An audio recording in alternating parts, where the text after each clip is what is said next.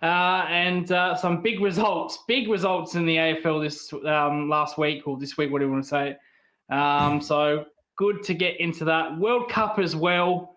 And probably for the first time ever, we're going to be talking about UFC on this show much later on. So it's going to be an exciting show. Yep, going to be probably the only time we'll talk about UFC as well, truth be told, in the history of the Geelong zone. All right, let's not muck around, Lucas.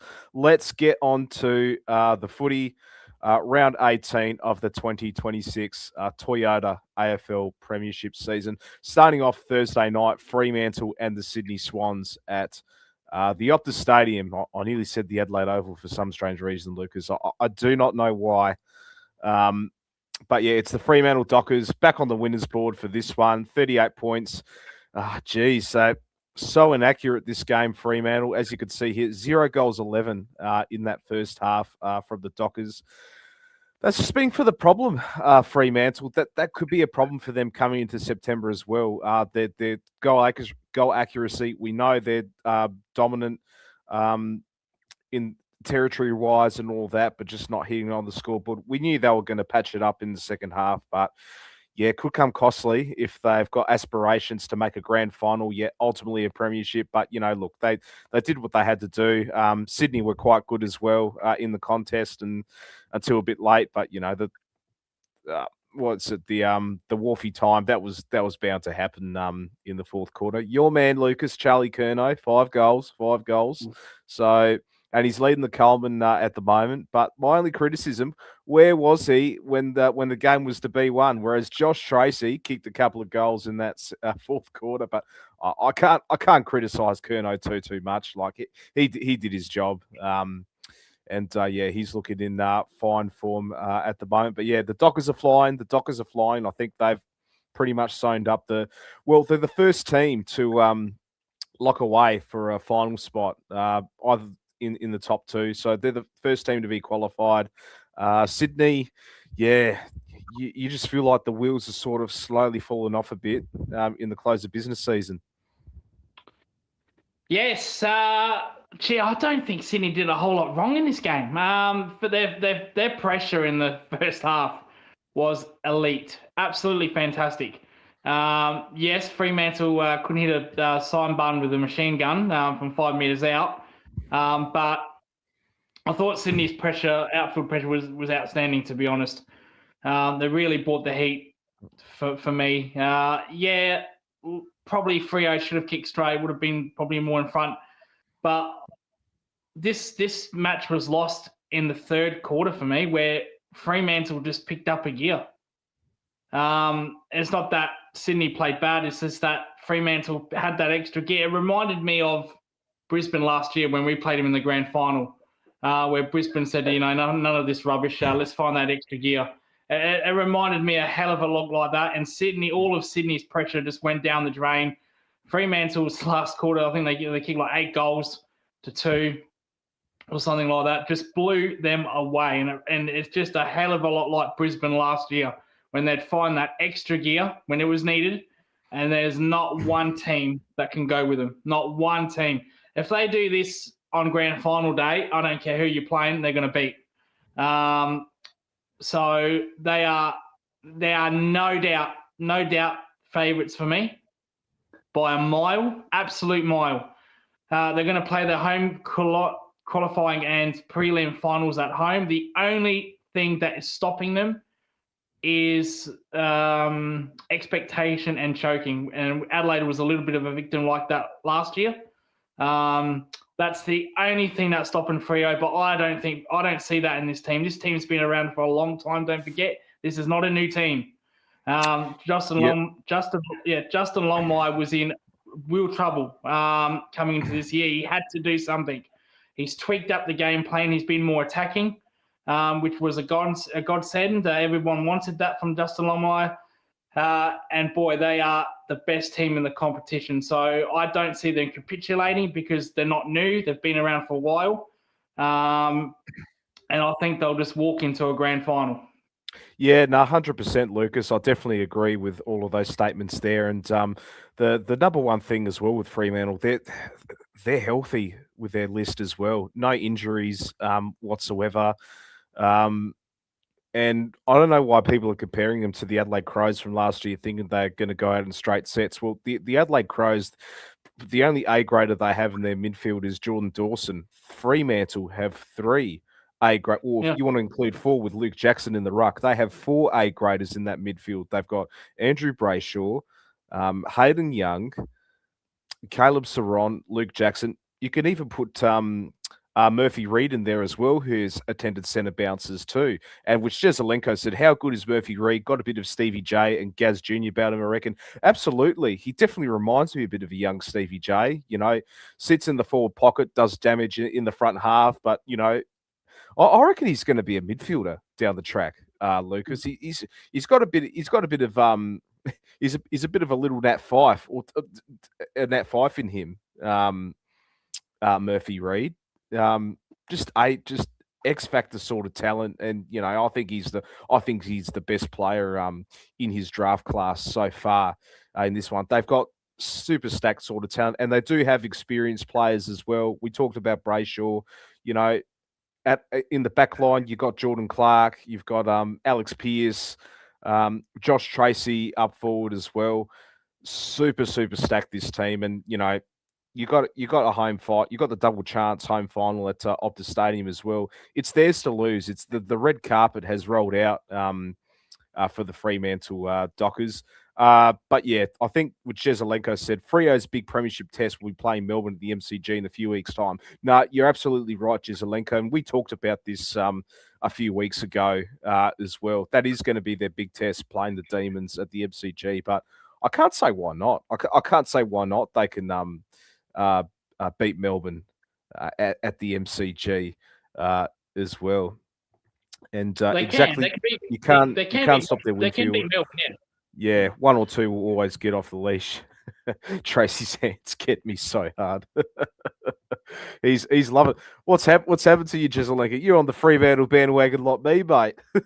We know you're a Cats man, but we know Jezelenko's in WA as well. But I'm actually going to the game on Saturday, Port Adelaide versus Fremantle. So, geez, that's going to be an absolute schmozzle. But I'm looking forward to it. Fremantle have been one of my favourite teams to watch this year outside of Geelong. Let's move on to the Friday night game, Collingwood and North Melbourne at Marvel Stadium. No, this was not at the MCG. This was at Marvel Stadium for this one. And gee whiz. I swear they played at Marvel earlier in the season as well. This was a North home game too. And fun fact for you, Lucas, this was North Melbourne's first Friday night game in about over a decade. So it's been a while since they played primetime footy on Friday night. And look, they were valiant. They put up a really good effort, but I think we knew the Pies were going to step up in this one. Collingwood by 4 points, and and this was a wild card playoff as well. Whoever would win this game, their season would still be alive. So a bit of a dent for North Melbourne's wild card chances, and yeah, it looks like the Pies' season, what looked to be gone a few weeks ago, it's they've turned a corner here. Yeah, shout out to our friends at the Magpie Chronicles and the Warble. We've got a couple of Magpie people in here like Void. So he just said stop to say a quick hello. Stefanos is here. So they're all from the Collingwood from Mick's channel and Warble's channel. So glad to have you guys here. The owner of the Warble channel, Matt, is listening. He's at the gym right now in Thailand. He is listening to us. Wow. We're getting overseas listeners now. This is great. Exactly. I just need to get. Well, we're going to have more listeners when you go to Japan early in the year with Gary. Later in the year. Sorry. Yes. Everyone's fucking going there except for me. Right. Oh yes, this game. No, you're correct. North Melbourne don't deserve prime time. They've been terrible over many years, North. However, the AFL said, you know what, fuck it, we'll give you a chance. They were not disgraced, North. They were not disgraced. again, the word effort along with the top 10 teams, sorry. Fucking hate that. The word effort and valiant is too much for North. That comes too much when they play these teams. They need a big scout. They've bet really no one this year. Really no one this year. Collingwood, on the other hand, they were challenged all game. There were bits and pieces where they got up to like 20 points a couple of times, and you thought, well, they're going to nail down the hammer and extend that margin. They didn't. North Melbourne fought very gallantly. But yeah, they're yet to take a big scalp. With Collingwood, they just keep winning. They're actually in some good form. They are winning, which is the main thing. They're keeping their finals chances alive. Incidentally, Kiri, they are only a game away from us.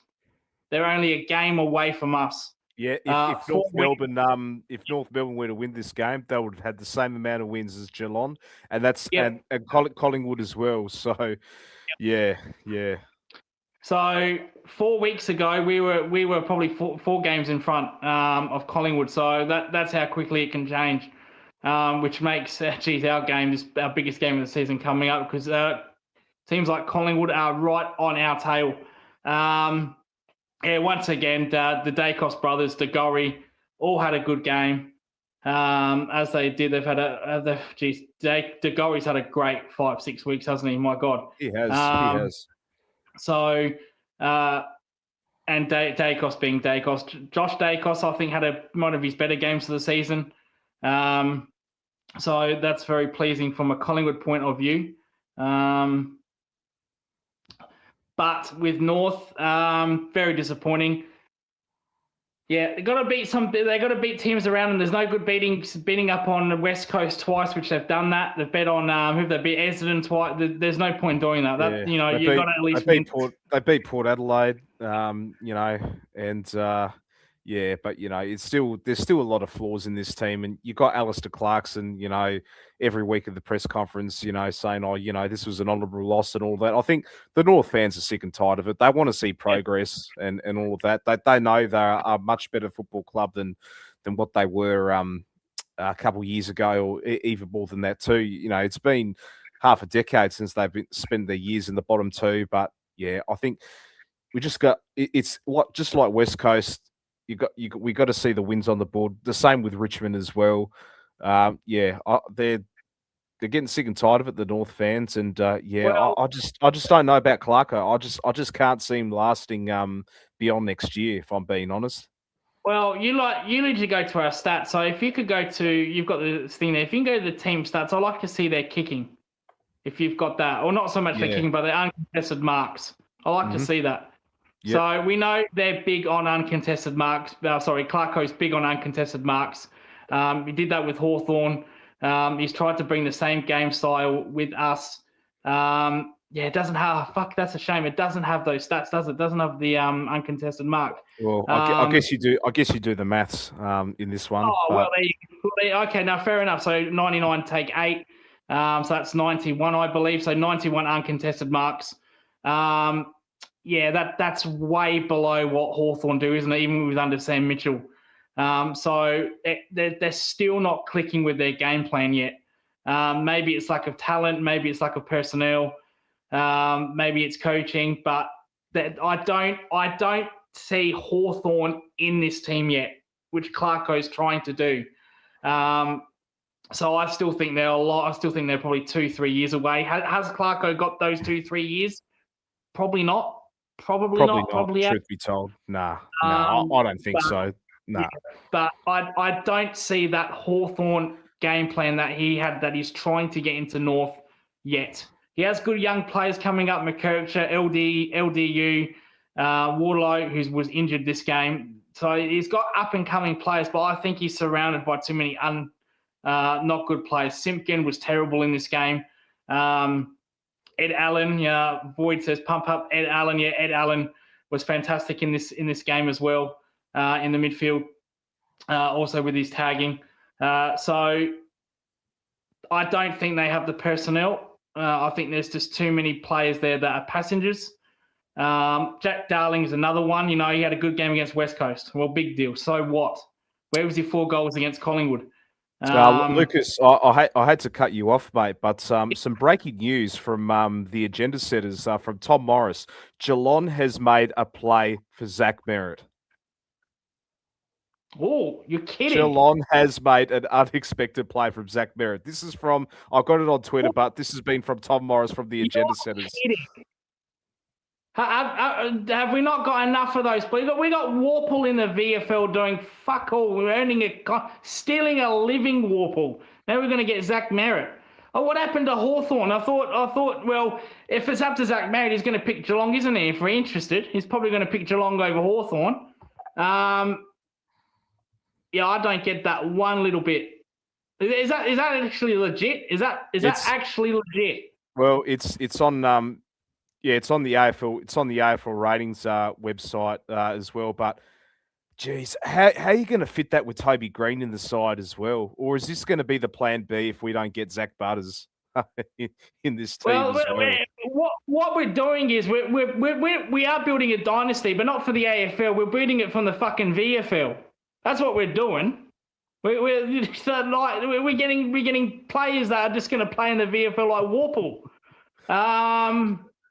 So the stupid idiots at Geelong realise they can't win an AFL premiership, so let's try to win a VFL. How good would it be though? We poach Hawthorn's one of Hawthorn's targets. Gee, that'd be great. That'd be great. But personally, I don't see it happening myself. Nah. But that's what we love doing. We are a destination club. You know, we try and poach everybody. We talk to every hot free agent at the moment. Well, Zach Merritt's obviously still in contract with the Bombers, but you think he's done now. We are going to talk about the Bombers later on as well. But yeah, that is what's happening at the moment. So massive news in the AFL world. That's a very good point there. Very good point. I like that. That's a good comment there. Yeah, but I'm sorry to cut you off, but I just had to. No, we love. Well, that's probably our first time we've broke news on this channel. Yes. Yes. So that was well worth it. Wow. Okay. Interesting. Would we want him? Do we really want him? Oh, jeez. Like I said, you need.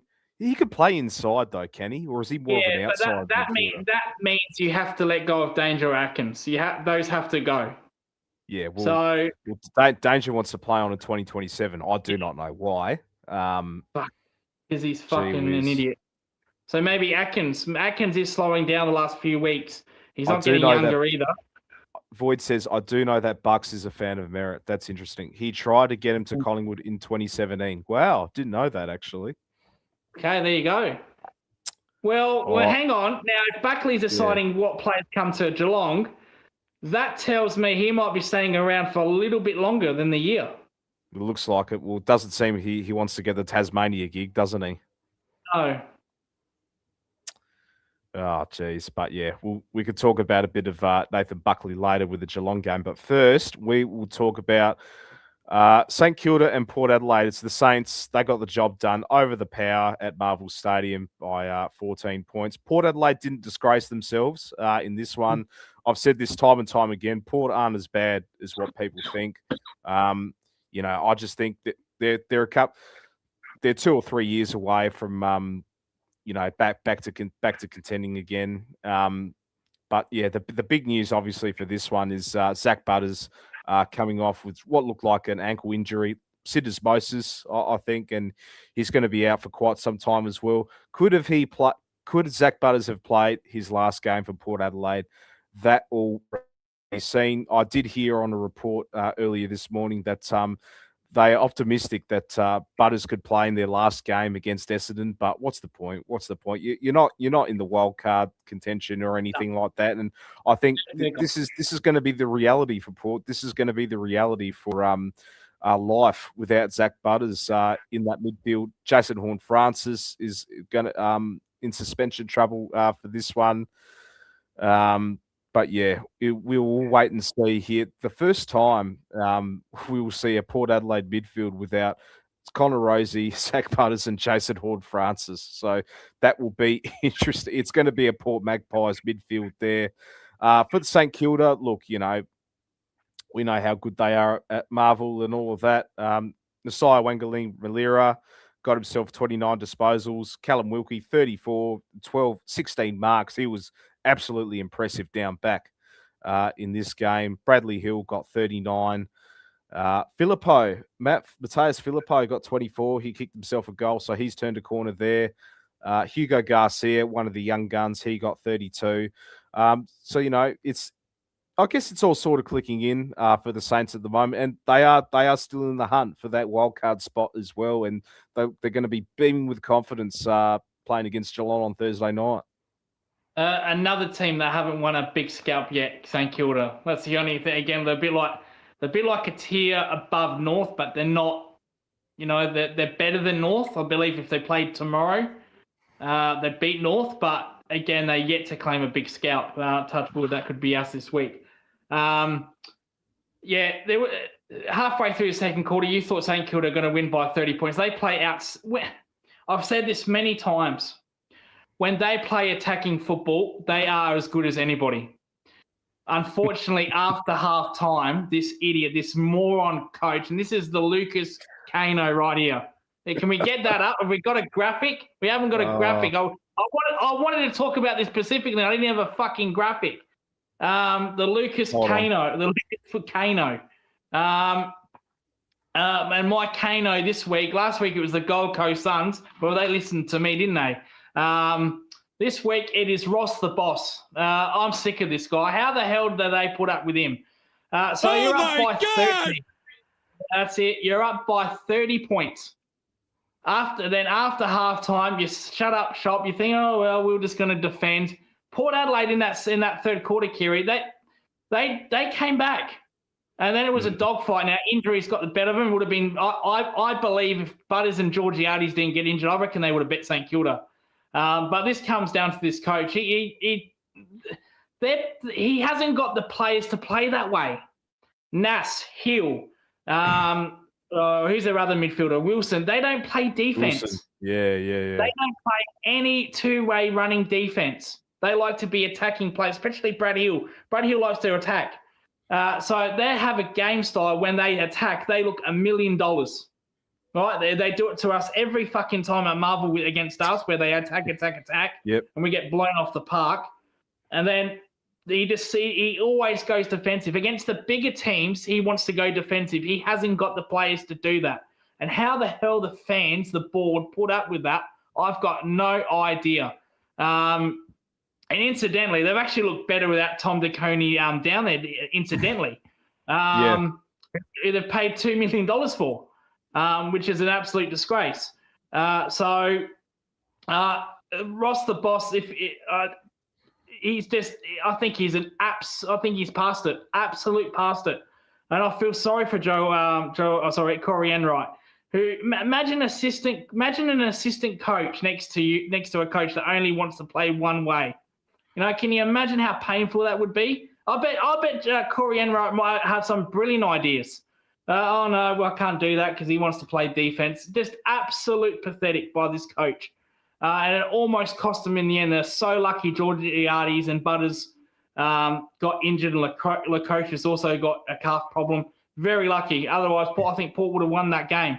But Ross the Boss, if you're going to commit for 2 quarters of attack, how about you try it for 4 quarters? You did it against West Coast, blew them away. We didn't see that 100-point coming against West Coast.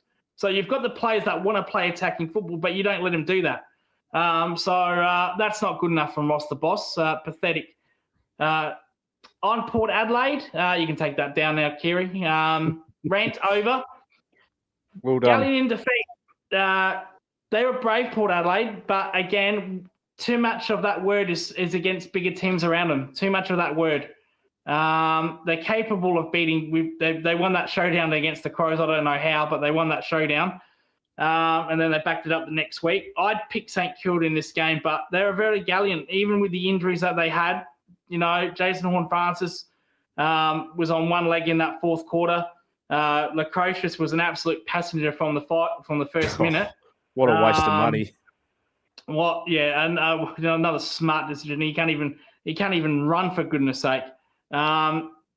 So very gallant with all the injuries. Probably would have won if they had Georgiades and Butters. But I can see what they want to do with their game plan under Josh Carr. I can see it a little bit. Unfortunately, they've lost their best player, and he's not going to play again. That's done. So they have to find someone in the sandful. They've got no choice now. Find a midfielder. I don't know too much about their sandful. Yeah, they've got a guy in which who they picked up in the I think it was the preseason draft. Will Brodie, former Fremantle midfielder, for like pick 100, whatever it was. I think they've got to give him a go. Truth be told, that's all I know who they've got at the moment. I'd like to see him trial Jace Burgoyne as an on-baller for this one. I think he needs to add a bit more muscle. He's got a skinny sort of frame, but I know he plays on the wing. He's at half-back at times, sometimes floats up forward, but I like to see him as an on-baller, Jace Burgoyne. But Will Brodie, I think he'll be the one to watch for this one for Port Adelaide. Just before you move on to the next game, Jace Burgoyne played a little bit of midfield minutes in this game, and he got a lot of the ball. Yeah, he got a lot of the ball. He was impressive, Jace. I don't think he has he's definitely got the speed, but I'd like to see him put him a little bit more kilos onto his body. Yeah. So if he does that, I think he can be really good, a really good player in that midfield. Yeah. All right, let's move on to the next game. Lucas, we got to rip the Band-Aid out, mate. It's the Cats. They go down to GWS once again. We can't beat this team for some strange reason, Lucas. I do not know why. We're up by 39 points midway through the third quarter, but yeah, then the Orange Tsunami just kicked in, didn't it? I don't know about you, Lucas, but I just had this gut feeling that this would happen. Like, look, I'm pissed off that we lost, but I wasn't surprised at the same time. I'm not disappointed. It was just an expectation, and yeah, with Geelong's chances at the moment, yeah, it looks like we're going to have to fight for the wild card spot. Yeah. Potentially rely on other results. Sixth place is going to be our best finish to go for, and Jeremy Cameron, yeah, he's going to miss quite some time now. I don't know if anyone knows, but yeah, he's gone in for surgery today with that AC joint. It wasn't a collarbone after all, but yeah, he's going to be out for 4 to 6 weeks.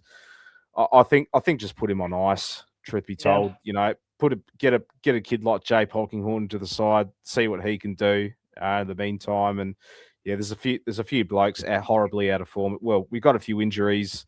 You know, apparently Tanner Bruin, Jack Henry, they're going to be tests for this one. But I reckon, put them on hold. Get a George Stevens back in, or get a Jesse Meller, or a Lennox Hoffman into the side. Who's that? Carl Malone. Fucking hell. Jacob Bollier. Jacob Bollier. Yeah. Jacob Bollier. Yeah, good old Carl Malone. He kicked a really good goal over the weekend in the VFL as well. So, yeah. He did. Scott doesn't play young kids, but now because of the Cameron injury, he's now forced to play Polkinghorn. He's forced.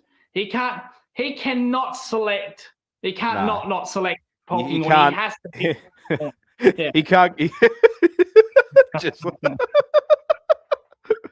Carl Malone, yeah. The mailman. The mailman, yeah. No, he has to. There's no way out. There's no way out of this. Like, Jack Martin has to be dropped. He was fucking useless all game. Like, couldn't pick up the ball whatsoever. Shrugged out of a contest. You know,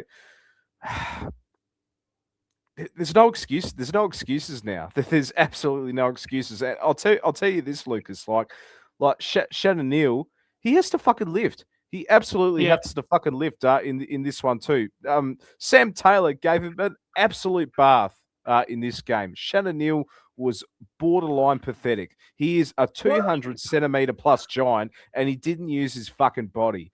It's not fucking good enough. If you want to be our next key forward for Geelong in the next 10 to 12 years, fucking shot, because his last 2 weeks has been atrocious, Lucas. Yeah, absolutely. Not competing, getting out. He got out-rucked by fucking Callum Brown.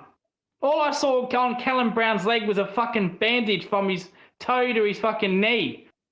Just not good enough. Not good enough by him. And I think he should be dropped. I think until he uses his body, he shouldn't be playing.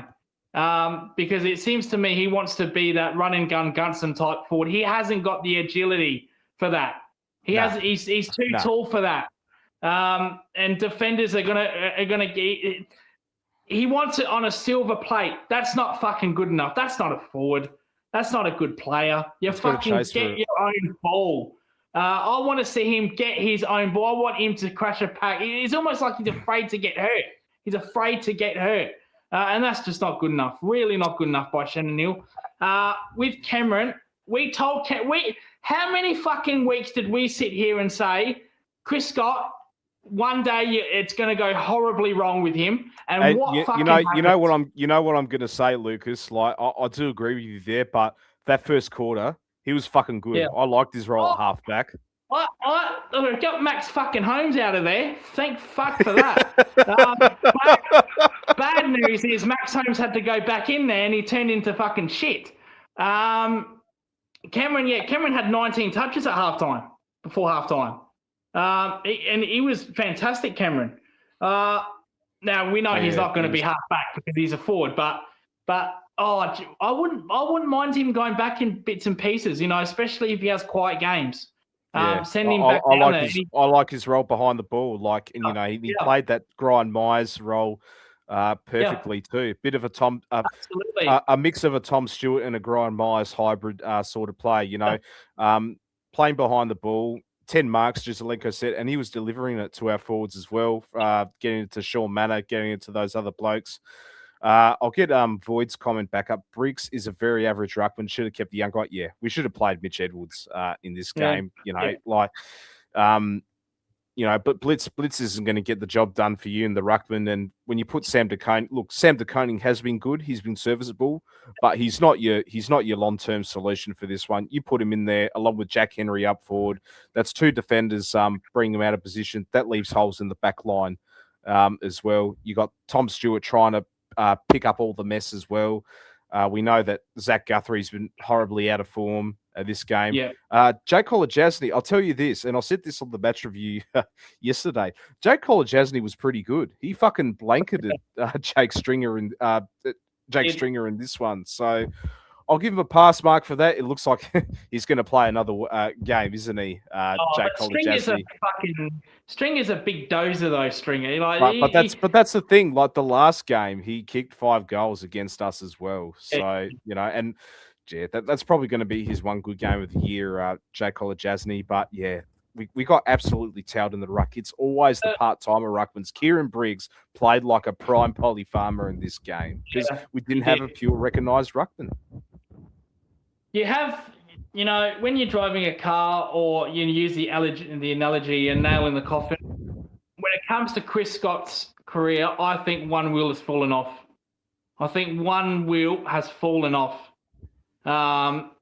His press conference was disgraceful. Oh, the when the journalist asked him, finally a journalist answers a bloody good correct question to a coach. She asked him, what's the word on Cameron? And then he goes, and this is how fucking, this is not even a bullshit answer. This is him just being stupid. He says, I didn't ask. So you didn't ask. You didn't see that player screaming pain, and you didn't ask your medical staff what's happened with him. You didn't. Yes, you fucking did. You did. You're just bullshitting your way out of this. Yeah. He's fucking talking like he's talking like a politician, like Anthony Albanese at the moment. and then he says, yeah, correct. And then he says, oh well, I don't know, but it was obviously clear he wasn't playing. You an idiot. What an idiot answer. It wasn't. It was clear he wasn't playing. Well, no shit. He was screaming in pain on the way to a fucking ambulance. You dickhead. That for me. When I heard that, I thought one wheels came off, one nail's in the coffin. For me, that was just an absolute. That's a wrongin' right there, mate. A wrongin'. It has exactly, Mars. Exactly. Absolute wrongin' answer. That is pathetic. Go fuck yourself, mate.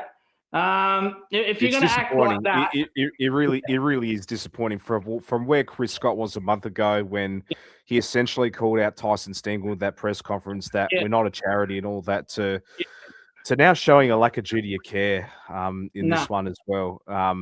You know, and he's lucky Cameron doesn't sue the club. He's lucky Cameron doesn't sue the fucking club, which he might. He could. Then what's going to happen? Then, you know, who knows? I mean, Lucas, we can't speculate too much, but it is really disappointing from Chris Scott at the moment. But at the same time, Jeremy Cameron did put his hand up to play for this game as well. It goes both ways in this game, and I'm sure there would have been conversations from the coaches, from the medical staff. You know, look, Jezza, this could happen. Situation A could happen. Situation B could happen. You know, you're going to go into a contest and, you know, you bust something. And what's going to happen? You're going to miss out this quite some time.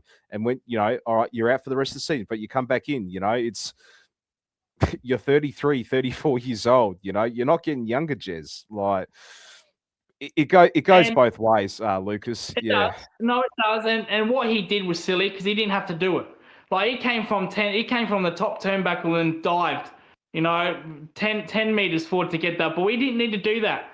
That wasn't his responsibility. But because he puts his heart in his sleeve, he put his body over it and he got absolutely smashed. So I just want Chris Scott to go back coaching football, mate. Any chance he can do that? Any chance he can go back to winning games? Because if you lose this week, Kerry, that's another wheel. That's another nail in the coffin for his career. Because I don't think he'll be if we go into some kind of rebuild or bottom out, I don't think he wants to be around that. I don't think he's that kind of coach that will stay for a rebuild. I did say in the review yesterday, the only way Chris Scott leaves Geelong is if Geelong finishes bottom 6. Yeah. Then he'll walk out. I think he'll go. If Chris Scott were to leave, it'll be out of his own terms. It won't be the club sacking him. We're not that type of club that does that. It'll be out in his own terms in this one. So, and he's contracted to the end of 2028, I believe, in this one. But yeah, you just feel like the season is a bit of a write-off. Hopefully we get a top 6 sort of finish, make a wild card spot. But mind you, if we do make a wild card, apparently there's going to be no watch-along for the Geelong zone. So even if we play a team like Collingwood. So. No, hang on. Now listen. Sorry to Mixed Channel. Sorry to the TJP. But if we're playing you guys in a wild card and you think, well, we're going to watch the Geelong zone, like they did that time, like they did with the Collingwood game and had 50 people watching. Well, I've got some news for you, pal. So that ain't going to happen. I ain't going to be bothered with that shit. There'll be no watch along. Fuck that shit. I don't support that. Season's done. Could be the greatest wild card. Could be the greatest wild card match ever. Oh yeah. And if my nana was a bike, so it's just no watch along. There'll be no watch along. If they win that game, then we'll do a watch along next week. Then we'll just say Geelong get in and some fucking team got kicked out. Then we'll do the watch along. But there'll be no watch along for that wild card down. You can fucking do it. You can do the wild card watch along. I won't be involved. All right. Look, if I'm not going to the game in Melbourne, I'll do the watch along then. That's fine. Deal. What do you mean going to the game? What the hell are you going? What are you going to do there? Well, watch Carlton and Collingwood. What if we're playing the Crows? Oh no, we'll go. No. Oh, I ain't going to that shit either. Fuck that shit. You're not going to that one either. If it's at the Adelaide Oval, another Adelaide Oval game, Lucas. You're not willing to travel further than Elizabeth, and you won't go to the Adelaide Oval, mate. Whether it's against Hawthorn or there is no way I'm watching that wild card shit. But get that shit out of no. Fuck no. You can do it. You can do it. Next game. Let's move on. 2 more games on Saturday night. Yes. The Josh Fraser I nearly said Josh Teague. Oh no, he's got the wizard hat on. Oh no. Oh dear. He didn't even play, Lucas. He didn't even play. It doesn't matter. The Carlton streak is over. We wanted it to happen, and it happened. God! That's it. That is it. The wizard was watching from the stands. That's good enough for me. The streak is over. The Undertaker streak is over. Yeah, phony wizard. That's phony wizard. But the streak is over. I actually tipped Carlton for this one, Lucas. I'm an absolute goose. I could have had a perfect week this this week for that one, but yeah, I didn't watch a bit of this game. It was absolutely wet. And did Jack Gunston play in this game? Yes, I believe he. Well, you got the stats right there. I believe he did. Oh, I could get the stats up. I think he kicked 3 goals. He kicked 3 goals, 20 disposals as well. Yeah. Gee whiz. Doesn't usually get that much of the ball. I'll tell Jack you what, Gunston. if he played every game, he'd be winning the Coleman, Jack Gunston. He must be averaging 3 or 4 goals a game, but because they're managing him 100%. in injury. And he's a dead-eye dick as well. Well, he finished second in the Coleman last year too. So if he stays healthy, if he makes a late sort of charge, he could be nipping Charlie Curnow in the Coleman race. So Jack Ginnivan got 25, 3 goals, 1 in that one too. Will Day, 24 disposals. Chol, yeah, gee whiz. Like, in one of those games, you think he's going to have a big day out. You know, it's the exact opposite. Yeah, he's lucky to get a game in this team, truth be told. Well, they're Carlton, looking at Carlton Ben wise, King, so maybe he has to go. If they bring in Ben King, yes, they're looking at Ben King. Yeah. We know that Jed Walters signed a new contract with the Suns, so that's out of the picture. So, yeah, it could be Ben King. Chera got 27. Sam Welsh got 35. Frank the Tank, our mate, got 19. Frank is nice. Paddy Cripps, 21 disposals. Yeah, far below his standards. Has been on a good form as of lately. Playing well under Josh Fraser. Harry Mackay, a bit quiet with the 11, couldn't get a kick. George Hewitt, holy shit, he got 9 disposals in this one. Gee whiz. Yeah, wow. Absolute quiet day, George Hewitt. Well, 15% time on ground. I don't know if he was carrying an injury or anything like that. So, but yeah, you know, it's Connor McDonald, Jezelenko says, best on ground for that one. Underrated, he says too. But yeah. This was a big scalp that Hawthorn would needed to get as well. And I think reality check for the Blues. They thought they had their grand final tickets ready to go, but yeah, I think.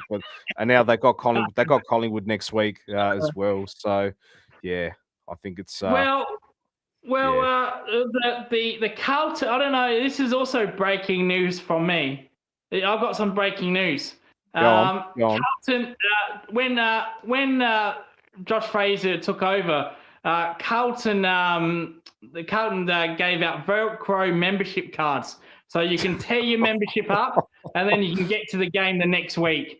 And that's what's happened. So they've teared their membership up, and then they've put it back together with the Velcro, and they're going to turn up. Who they got next week? Collingwood. So they'll turn up next week against Collingwood. And then if they lose that, they're going to tear that membership up, and they're going to come again the next week. Look at this country. You are gay. Now that night, I got told that wasn't going to get played until they play Uruguay. I got told that. No, I just had to. You told me off for doing that. And next week, guess who's back next week? Oh, the Wizard. He is back next week. And you're going to kick a bag, that guy, and we're going to get him to Geelong, and we're going to trade him for Max Holmes. Get that guy in the team. Kiri, next game. Nah, we got a better Wizard who stood up in the prelim final, and his name was Shawnee Manor in this game. Who I forgot to say, he was best on ground for us as well with the four majors. All right, moving on. I think it's the Adelaide Crows and Gold Coast game. Yes, it is. Oh, gee whiz! I didn't go to this game. I was out in town, but yeah, gee whiz. Hang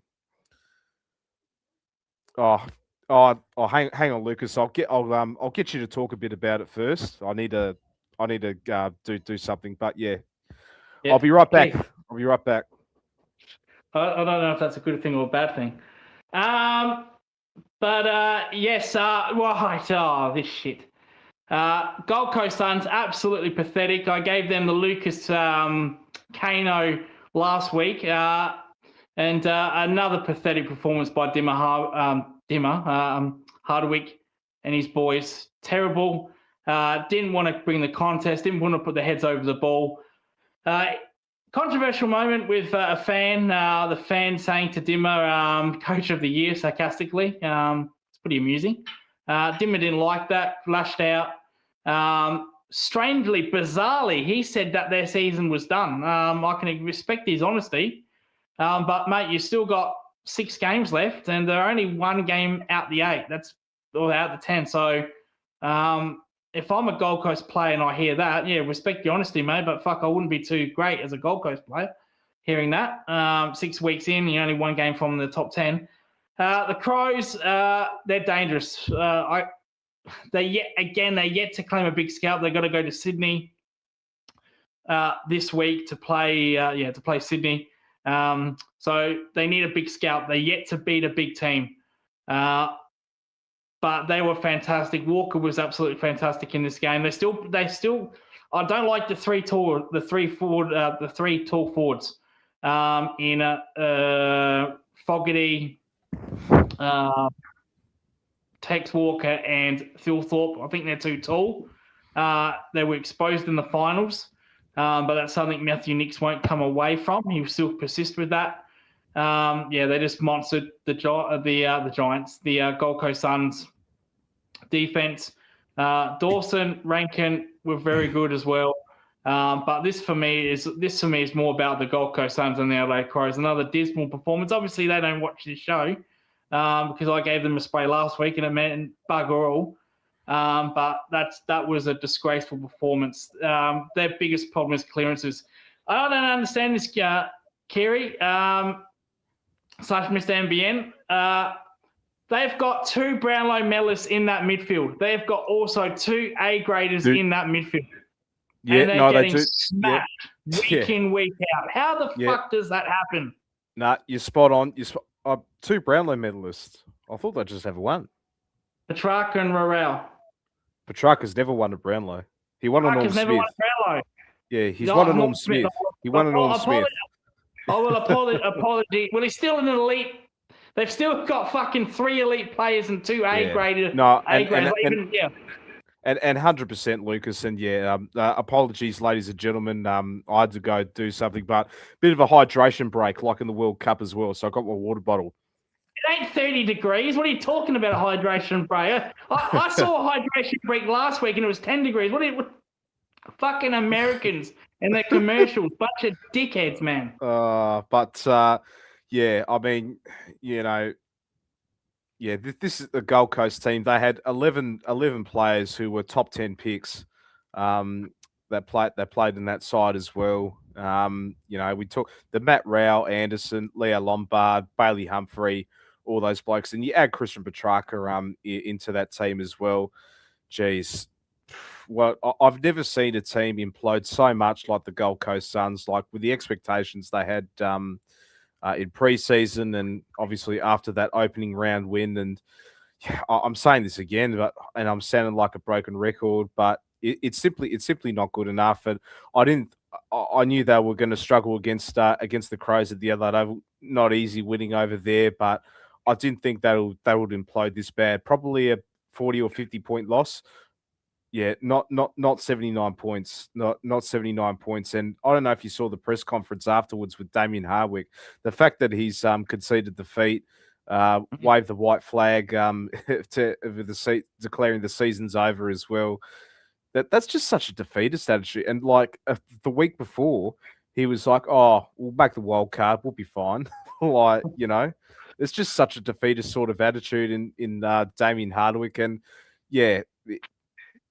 And I think I don't think he'll get the sack personally. I think he's contracted till the end of 2028, but questions have to be asked to Damien Hardwick, and questions have to be asked to the board as well. You sack Stewie Jew, who absolutely did wonders at the club. Like half of this list was built out of Stewie Jew. He gets the flick. Oh, because he's not a premiership experienced coach.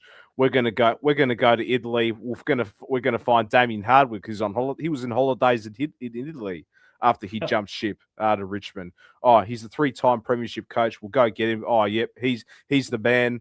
He'll take us to the finals, and he will take us to a grand final as well. Well, it's like they got the Ferrari, but they don't know how to drive it. Well, like I said, there were 7. I said this last week. There were 7-3 at the start of the season. They were in the top 2. They have won 1 game since the Port Adelaide game in Darwin. 1 game. No, sorry, they haven't. No, I don't think they've won a game. They have not won since the Port Adelaide game in Darwin 7-8 weeks ago. Correct. Disgraceful. Absolute disgraceful. And like I said this last week, everywhere you look, there's a superstar on that park. Halfback, you got Jeffrey, you got Noble cleaning up 35 touches every week. You got the sad sack Collins, he's a good defender. Jared Witt's good ruckman. The small forwards, Jed Walter, Lombard, good small forwards. Ben King leading the Coleman, well, second in the Coleman. Petrarca, Rowe, Anderson, even their fringe midfielders. Turk Miller, he's still on his day can be an A-grade midfielder. They've got superstars everywhere. They've got I said this last week, they've got probably the second talented players on that list. Who's got the first? Fremantle. Where's Fremantle on the ladder, Kiri? Oh, first place. Oh, where's Gold Coast? Oh, yeah, 12th with the second most talented list. So there's something horrible going at this club. But this ain't the first time. This happens year after year. They go on this magical first start run. I think last year, they did the same thing, and they always burn out. I don't know if that's fitness. I don't know if it's a distraction playing up there. Yeah. But it happens year on with this team. And It has to be something. I'll ask you this, Lucas. Do you think Gold Coast were lucky last year to make the finals because other teams like the Western Bulldogs capitulated? Other teams absolutely. Yeah. I can't think of any other team that missed out of the 8 last season, but I think the Suns were lucky to make the finals last year. Now that we're seeing and Damien Hardwick, I think look, he's got the credentials, 3-time premiership coach, no doubt about it. But I think we're starting to see the real coaching of Damien Hardwick. He won those 3 flags at Richmond because of Dusty Button. Before he couldn't even beat Port Adelaide in that elimination final in 2014. Oh, yeah. The game was over at quarter time. And then afterwards, Dusty retires. Richmond try and push. I know we're talking about Richmond here, but they try and push the chips. They get Jacob Hopper and Tim Taranto thinking, oh yeah, we'll go again and push for another flag, but that doesn't work out. And what is he going to do? He jumps off the sinking ship. I won't be surprised by the end of his contract. He's going to do the fucking same thing if the Suns decide to implode. He's there to top the super and all of that. Well, did my job here. See you later. That's why he got Christian Petrarca in that team, because he thought, he's gonna be my Dusty Martin. We can't get Dusty. Let's get Christian Petrarca. And we'll bring Daniel Rioli. We'll bring some of the other blokes as well. We'll bring that chaos ball. But yeah, it just hasn't worked. And I think he has been exposed, Damien Hardwick. Absolutely.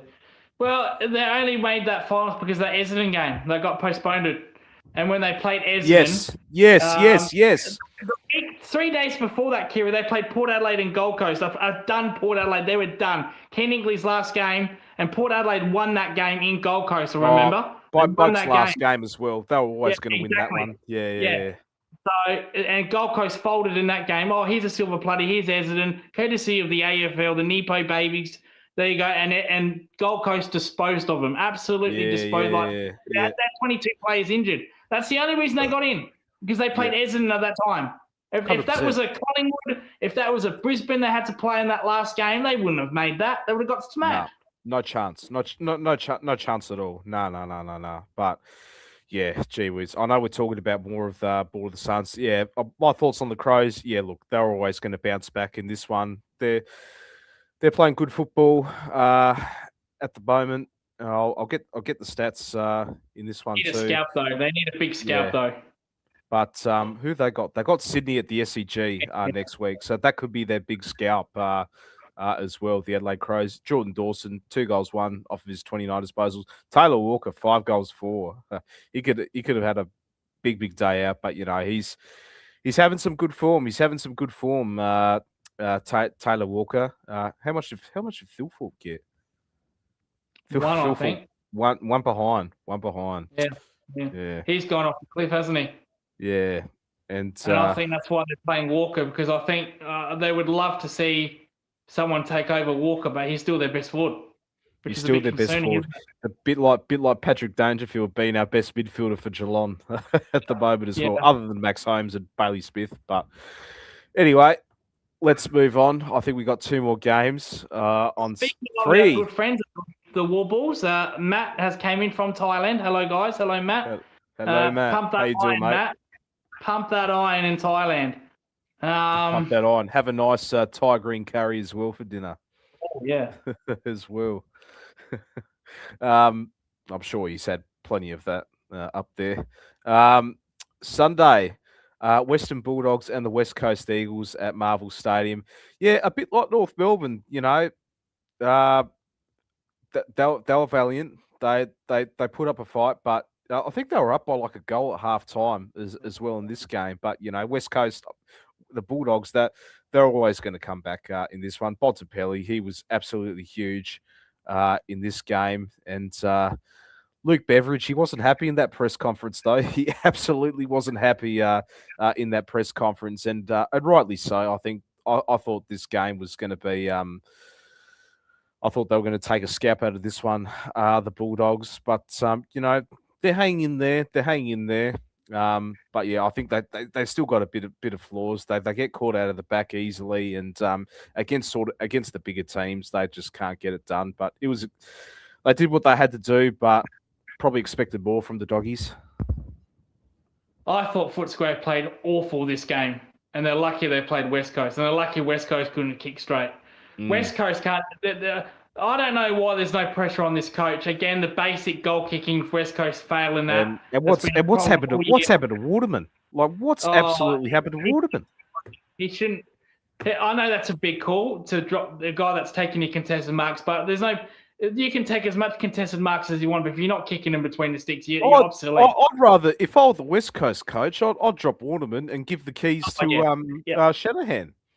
Yeah, no, absolutely. So how he gets away, this was a very winnable game because Footscray were pathetic. They were pathetic. As you said, West Coast, they're led by a goal at half time. So that was not good enough by Footscray. Literally, they're actually very good under that roof. Not good enough. West Coast could have won this game. What lets West Coast down is basic errors. They don't do the basics right. They turn the ball over. For once, they had a good start. Now, we remember last week against the Crows and against North, they had a terrible start, which costed them. They could have won those games. So at least they've had a good start. But again, the simple basic goal kicking, considering that they're playing under the roof, and there must be 100K wins down there. The win got in somehow. I'm flabbergasted the way that they kicked 16. Well, some of it was rushed, but majority kicked points and a roof where there's no wind. So it must have been open. It must have been one of those days where the roof was open, Kerry. But I didn't see it open on my TV, so maybe not. But could have won this game, the Eagles. Footscray, pathetic, but they got away with it because it's West Coast. No, spot on there. Move on to the next game. Melbourne and Richmond at the MCG. The Demons still undefeated. Over there, yeah, they're looking scary. They're absolutely looking scary at the moment. And Richmond, yeah, again, like Andrew McQualter at West Coast. I don't know why Adam Uze isn't under more scrutiny for this one as well. Like the North Melbourne fans, like Richmond, they want results. They absolutely want results in this one. And look, yeah, you could say injuries and all of that. They've got injuries left, right, and centre, but every team has that. I think, just simply not good enough for the Tigers. And I don't know. I don't know why Uze isn't under more of a pump than compared to some of the other coaches as well. Yeah, I guess probably the main reason is they don't get smashed like 46 points that's not an average margin. That's still a smashing, but they don't get blown out if you look at the scoring shots for the Demons, it should have been a lot more. Yeah, true. But I don't remember a game where Richmond have lost by 100 points. I remember that horrible game West Coast put up and they got belted by St Kilda. I don't get that. Richmond don't really do that. You don't really blow them away. And Richmond in the first half were competitive. They were pretty competitive. Melbourne, Wayne Rooney, he was absolutely fantastic. He should be playing World Cup for England. He kicked, I think, 5 goals. Chris says hello, everyone. He's a bit too fat now, Wayne Rooney. Yeah, too fat, Wayne Rooney. But he's kicking goals for Melbourne, so he was fantastic. Cozzy owns you. Watch much more better the last 2 weeks. Kerry, don't know what happened in Adelaide. Let's get him. Where is he? Let's see. Cozzy owns you. What's his stats? 21 disposals. Got it behind as well. So, yeah, he was okay. He was okay. Not his best, but not his best. So the last 3 weeks, he's been a bit iffy. Well, he's a lot better than the Adelaide game. Fuck me. Don't know what happened in that game. But Taranto had a good game for Richmond. He had a solid game. I think he had 25 disposals and a goal. So they are competitive for some quarters, Richmond, but they've got to improve that. And Melbourne, MCG, undefeated. They've only got 2 games remaining at the MCG left, I think. And that's Freo and Geelong. Which they probably be favourites in the Geelong one. Maybe favourites in Freo. See how that goes. I think, like I said, I think Fremantle can pip that game. They can. Absolutely. But yeah, absolutely. Against Geelong, no chance. No. Yeah, no, we're fucked with that one. We won't beat them. But no, Melbourne, unbelievable. The coach Stephen King, he's the one that got away. If you said to me, who would you rather have coaching next year, Chris Scott or Stephen King? From what I've seen, fuck me, getting King, please, but that is too late. He's done an outstanding job. And next week, more breaking news next week. Our favourite from Melbourne, Salem the Cat. He is back in the squad. No, Mars. He is back. Salem the Cat, and his available selection. He'll be straight in. He'll be absolutely straight in, let me tell you, Salem the Cat. And I'll tell you what, we can get rid of Tom Stewart and bring in Salem the Cat. That would be good as well. But yeah, next game, Kiri. I was actually gonna put the banner for you, but because you said you wanted to trade Tom Stewart for Christian Salem, I'm not putting a banner on. Oh, you don't deserve one. Oh, you're kidding. But no, in all fairness, Tom Stewart did have a good game last week. In all seriousness. Yeah. Next game. This game. No, man, we love Tom Stewart in the Geelong zone. So, but we can play Salem. We can play Salem at halfback and get rid of fucking Max Holmes and put him back in the midfield where he belongs. That we can agree on. Or maybe Mark O'Connor could go. We could ship him back to Ireland. So anyway, not much more to say here. This one, I had this game on the background. I was on my phone for most of it. Gee whiz.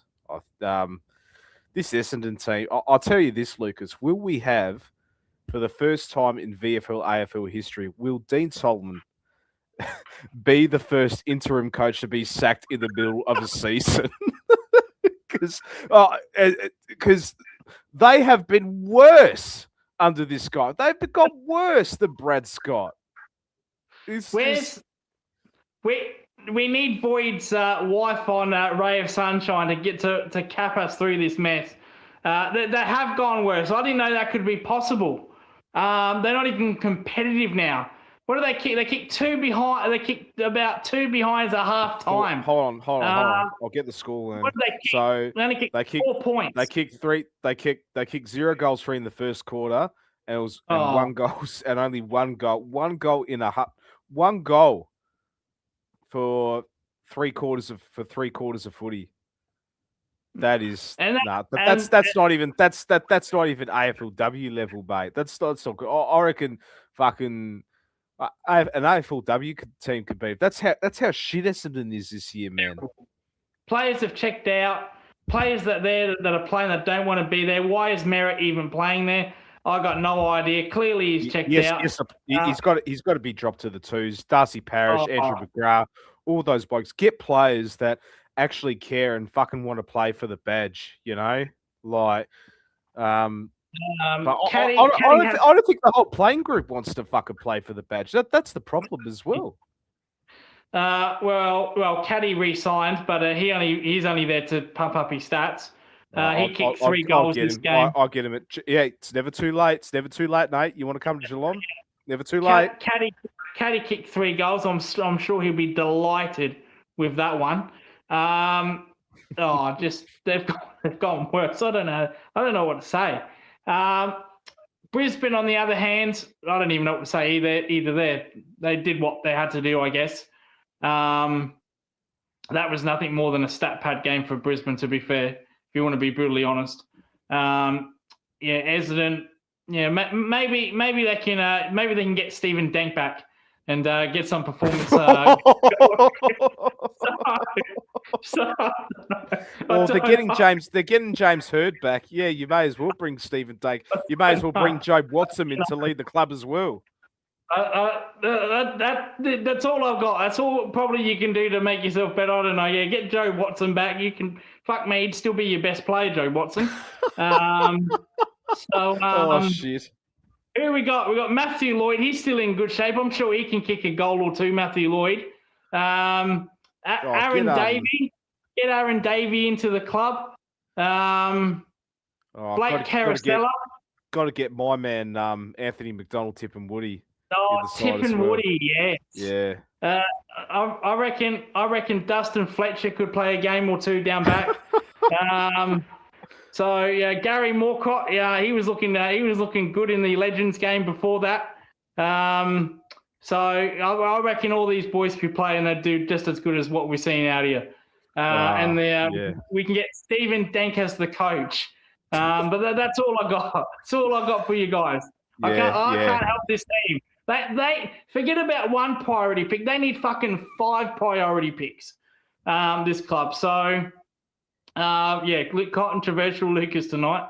I can't help Essendon. I'm sorry. I wish Ray of Sunshine was on here. She could probably go mental. She's a Bombers fan, isn't she? Yeah. She's a Bombers fan. So maybe she could have inspired the boys to pop up. But I've got nothing for them. I've got absolutely nothing for them. Who have they got next week? Oh, jeez. Don't know. No idea. I'll tell you this, Lucas. I won't be fucked because I know we got him in a few weeks, and I'm going to that game at Cardinia Park. I bet you $10. The first half. Well, I don't think we'll fucking do anything in September anyway, Lucas. I got to go see a game at KP anyway. But I'll tell you this: $10. We will fucking struggle in the first half. We're gonna fucking rock up thinking, oh yeah, we're gonna beat Essendon by 80, 90 points, no worries. This is gonna be like against the Richmond game in 2024, if you remember, Lucas. You know, we're gonna rock up. We're gonna fucking struggle. Essendon are gonna fucking take us to the cleaners and all that. They'll be up by like 3 or 4 goals at halftime. All of GMHBA is going to be absolutely livid. I will be fucking livid and all of that. Hey, I did not say this. I did not say this.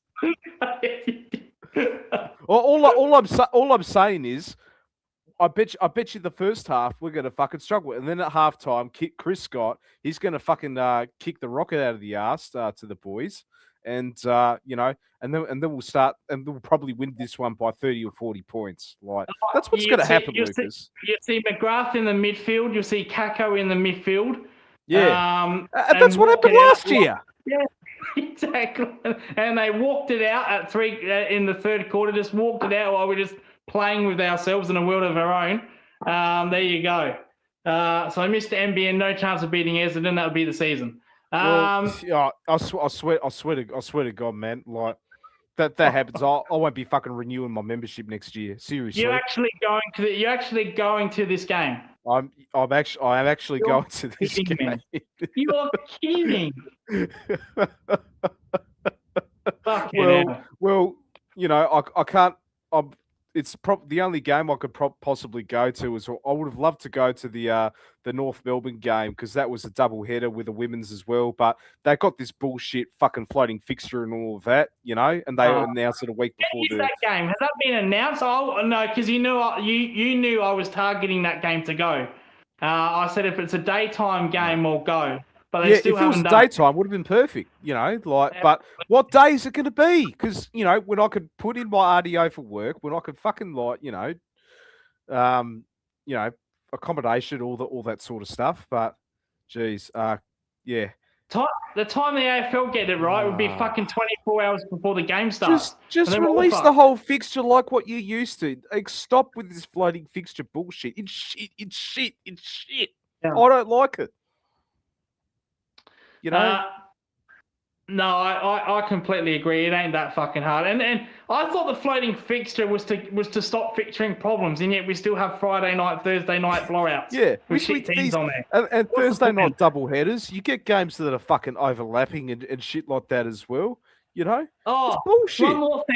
One more thing. Another fucking Thursday night game for Geelong. This is bullshit, man. Two. I don't want Two. Oh yeah, Collingwood. I don't fucking want them. Did Geelong fucking preach to the choir boy and say, oh, well, we want more Thursday night games? This is bullshit, man. I fucking hate Thursday night footy. It's shit. I don't mind Thursday night footy, but when it's not Geelong, I'd rather us play on a Saturday afternoon or Saturday night, not a fucking Thursday night. You know, I want Friday night, anytime on Saturday. Yeah. I'm not a fan of Sunday, truth be told. Either a Friday night or any time on a Saturday, fucking Thursday. You could go on the bit. Look, if we're playing in Adelaide, of course we're going to be there, you know. But Thursday night overall, if Geelong are playing, put it in the fucking bin because you know you got the game. Your Collingwood friends are probably going to laugh at me at this, but the fucking Thursday night, we got the Thursday night game, Collingwood with the MCG. You know, you're not going to get a lot of Geelong fans going to go travel to Melbourne for that game. You know, like it's not It's not going to be school holidays by then. This is why we need Geelong and Collingwood in Geelong. And I don't give a fuck who's this. Fucking oath. I don't care about your 100,000 members getting locked out. I don't fucking care. I do not care. Mick, if you're watching this, I do not give a shit. For this reason, why? You know, because Ollie Henry. You know, he couldn't do it. Collingwood to Geelong. So it's time you came to see us. You have to see Matt's laughing already. We all love you boys. We love you boys. Yeah. I'll tell you what. If we have a game in Geelong, the Magpie Chronicles and the Warbles, they can all go down. We can have a day out. We can do a vlog. We'll look after them in Geelong. I've never been down there. Hey. I've never been down there as well. So Matt and Mick, this would be, we would be in same company. I've never been to Geelong either. He has. He's been to fucking 20 games. But Geelong choose to play at MCG. Chris is laughing. Yeah, Chris is laughing. Yeah, he's laughing. Need Geelong. We don't. My little pink. Yeah, because that's Ollie Henry's goal song. Yeah. The Peppa Pig song, you call it. Yeah, the woke song. Like to come down to Geelong, boys. Yeah, well, we'll look after you, Matt. We'll look after you. I'm telling you, mate. We'll look after you. We'll go to the Sawyer's Arms, have a few beers with the mayor of Geelong, Mr. Gilmore. He doesn't watch this show. Darren Gilmore. Yeah, that's right. You'll love him, Matt. You'll really love him. You'll love him, boys. You'll love him. He's a passionate One Nation member, Darren Gilmore. Let's not go political here, Lucas. Yeah, you never know who's watching. You could screen clip us if we say something. You never know. You wrong. absolutely never know. All right. Anyway, we're going on a bit of a tangent here. That's it. That is it for the AFL. We're going to talk about. You think we're done here if you're new to the show? No, we're not. No, we're not. No, we're not. Oh no, we're not. Show. Not the It's AFL show. We cover everything, mate. Every sport that's on, we cover. It is a sports show, and we're talking about the biggest tournament happening at the moment, and that is the FIFA World Cup, ladies and gentlemen. Oh, I'll get the other screen layout going. Here we go. All right, so Lucas, the final four has been set for the FIFA World Cup. We've got France, Viva la France, against Spain, and England versus Argentina. Is it coming home? Well, they're going to have to face the GOAT in Lionel Messi in this one. But, so semi-final for France and Spain is 4:30 a.m. on Wednesday morning. And then England and Argentina at 6:30 a.m. We will find out this time next week. We will find out who will be the winner of the 2026 FIFA World Cup for this one. Lucas, what are your predictions? Well, apart from Spain, they're all shit nations. I've got no interest in any of them. Not France. Not France. Yeah, okay, France. Yeah, okay, France. Mbappe is from Real Madrid. Yeah, okay. I'm surprised you said that. But Mbappe is playing a bit like Adolf Hitler with his politics at the moment. So, Dictator Mbappe. Dictator Mbappe, yeah. Someone shoot that guy. Not that we promote violence. Relax. Don't take that out of context before you're promoting violence. You're calling someone Hitler. Relax. No, Mbappe, Real Madrid. Of course, we are, being a Real Madrid fan, we go for Mbappe. But no, we go for Spain first. Well, we'll be going for Spain. France versus Spain. Yep, France versus Spain. No, this is for me the match of the semis. 100%. This is one you must watch. I think France probably got too much on the board. Spain have picked, they've picked hardly any Real Madrid players. They've gone, we said, no, you're no good. Barcelona win the league title. We're picking Barca players than anyone else. The Spanish team is not as prolific as years gone by. There's no real, you got your Mao in there, but there's no real big players in there. No, you're not. But you got Mikel Merino off the bench, who's been impactful as well. And Spain, other than they've only conceded one goal in the whole tournament as well. But big test for them against France in their attackers in Mbappe. You got Barcola, Olise on the wings as well. Not when Mbappe's Ousmane Dembele, who's been playing as that second striker behind Mbappe as well. So they've got the whole cavalry up front. Absolutely frightening this French team. So big test for Spain in this one. Yeah, England and Argentina. Yeah, I think Argentina should pass through this one. They've been getting the red carpet as well, haven't they? Finished. If only fucking Ronaldo got this treatment, Argentina were going. That would be nice.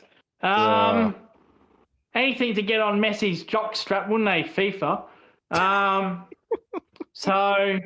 Fuck no, I don't care who wins in that one. All fucking players break their leg.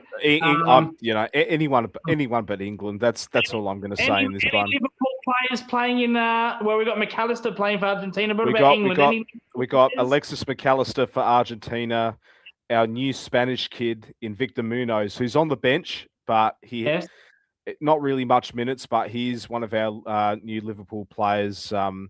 At the moment for this one, but other than that, not really much. I will talk about the games beforehand, leading up to the semi-finals. So where are we? So we picked up from Monday. Actually, the good thing about this, we don't pay taxes for this stadium because we live in South Australia. So that's true. It doesn't affect us. It It doesn't doesn't affect us.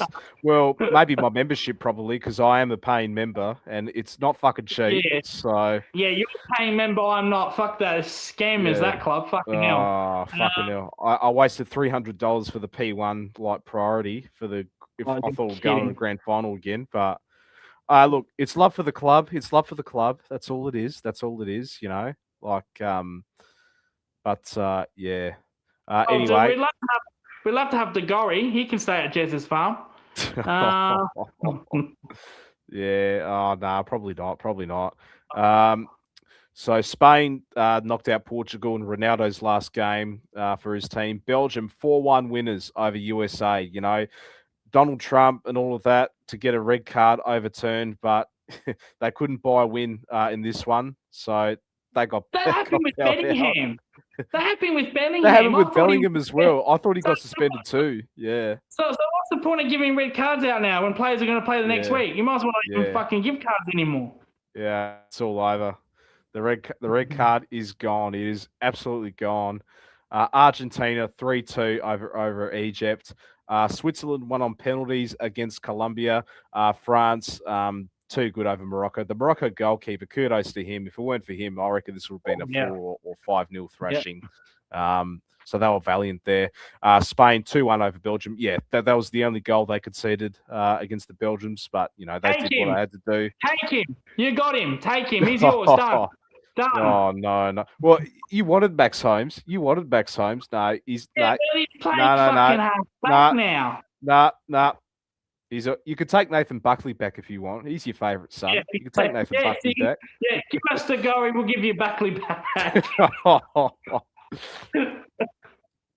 Give you back Buckley. You know, it's like you know, you don't like Craig McRae. Why don't you give Buckley another shot? You know, finally give him that long elusive premiership medallion. Yes. But keep going, Kiri. but then over the weekend, England 2-1 over Norway. So kudos to the Norwegians.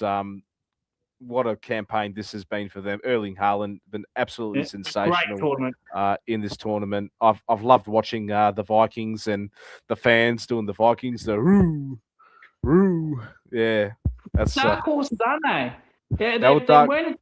You wouldn't think they'd make a quarterfinals Norway. You'd probably think, Haaland can probably get him to a second rounder, but they did really well, Norway. Surprisingly, if it weren't for the Brazil choke, that's for sure. Yeah. So, Argentina 3-1 over Switzerland, and we got France and Spain on Wednesday, and England and Argentina tomorrow for those two semi-finals. So that is it for the FIFA World Cup. Like I said, we will find out the winner of the World Cup this time next week. Chat, if you let us know your predictions, put them down below. Who's going to win the FIFA World Cup for 2026? Who's going to win the Golden Boot? Who is going to win the Golden Boot for this one? It's been a shootout between Messi and Mbappe.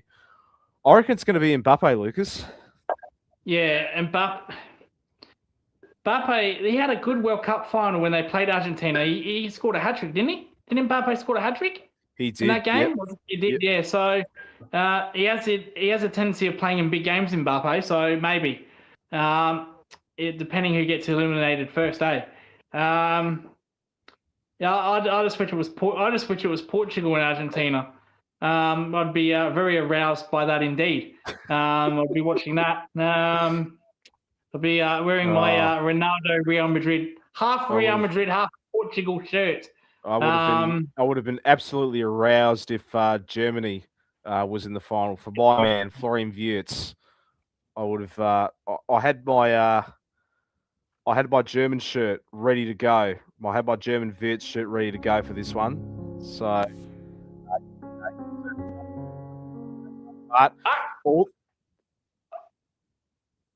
what? We played that song. Now this is now we've had some breaking news today. Not related to footy though. Not related to sport. Our good man, the actor. This is serious. The actor. Oh yeah. So we played the Jurassic Park music. I'm wearing the Universal shirt. Yeah. In his honour today, Sam Neill passes away, known for the Jurassic Park series. All seriousness, just came to mind. It wasn't on the script, but just came to mind me as I played that song. rest in peace. And Universal, that's for you. So for Sam Neill, is 10 seconds of this song by John Williams.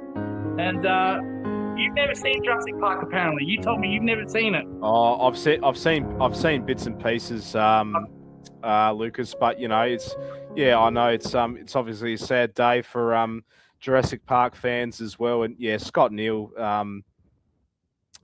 fantastic actor as well. So yeah, rest in peace. Cancer's a fucking bastard itself. Yeah. I've got this is getting a bit this is getting a bit personal as well. But I've got a close relative myself. He's he's had terminal cancer the last couple of years, been in and out of the hospital as well. But he's doing well at the moment. But it's just a bastard of a disease, and things like M&D and all of that. If you could donate, that's great as well.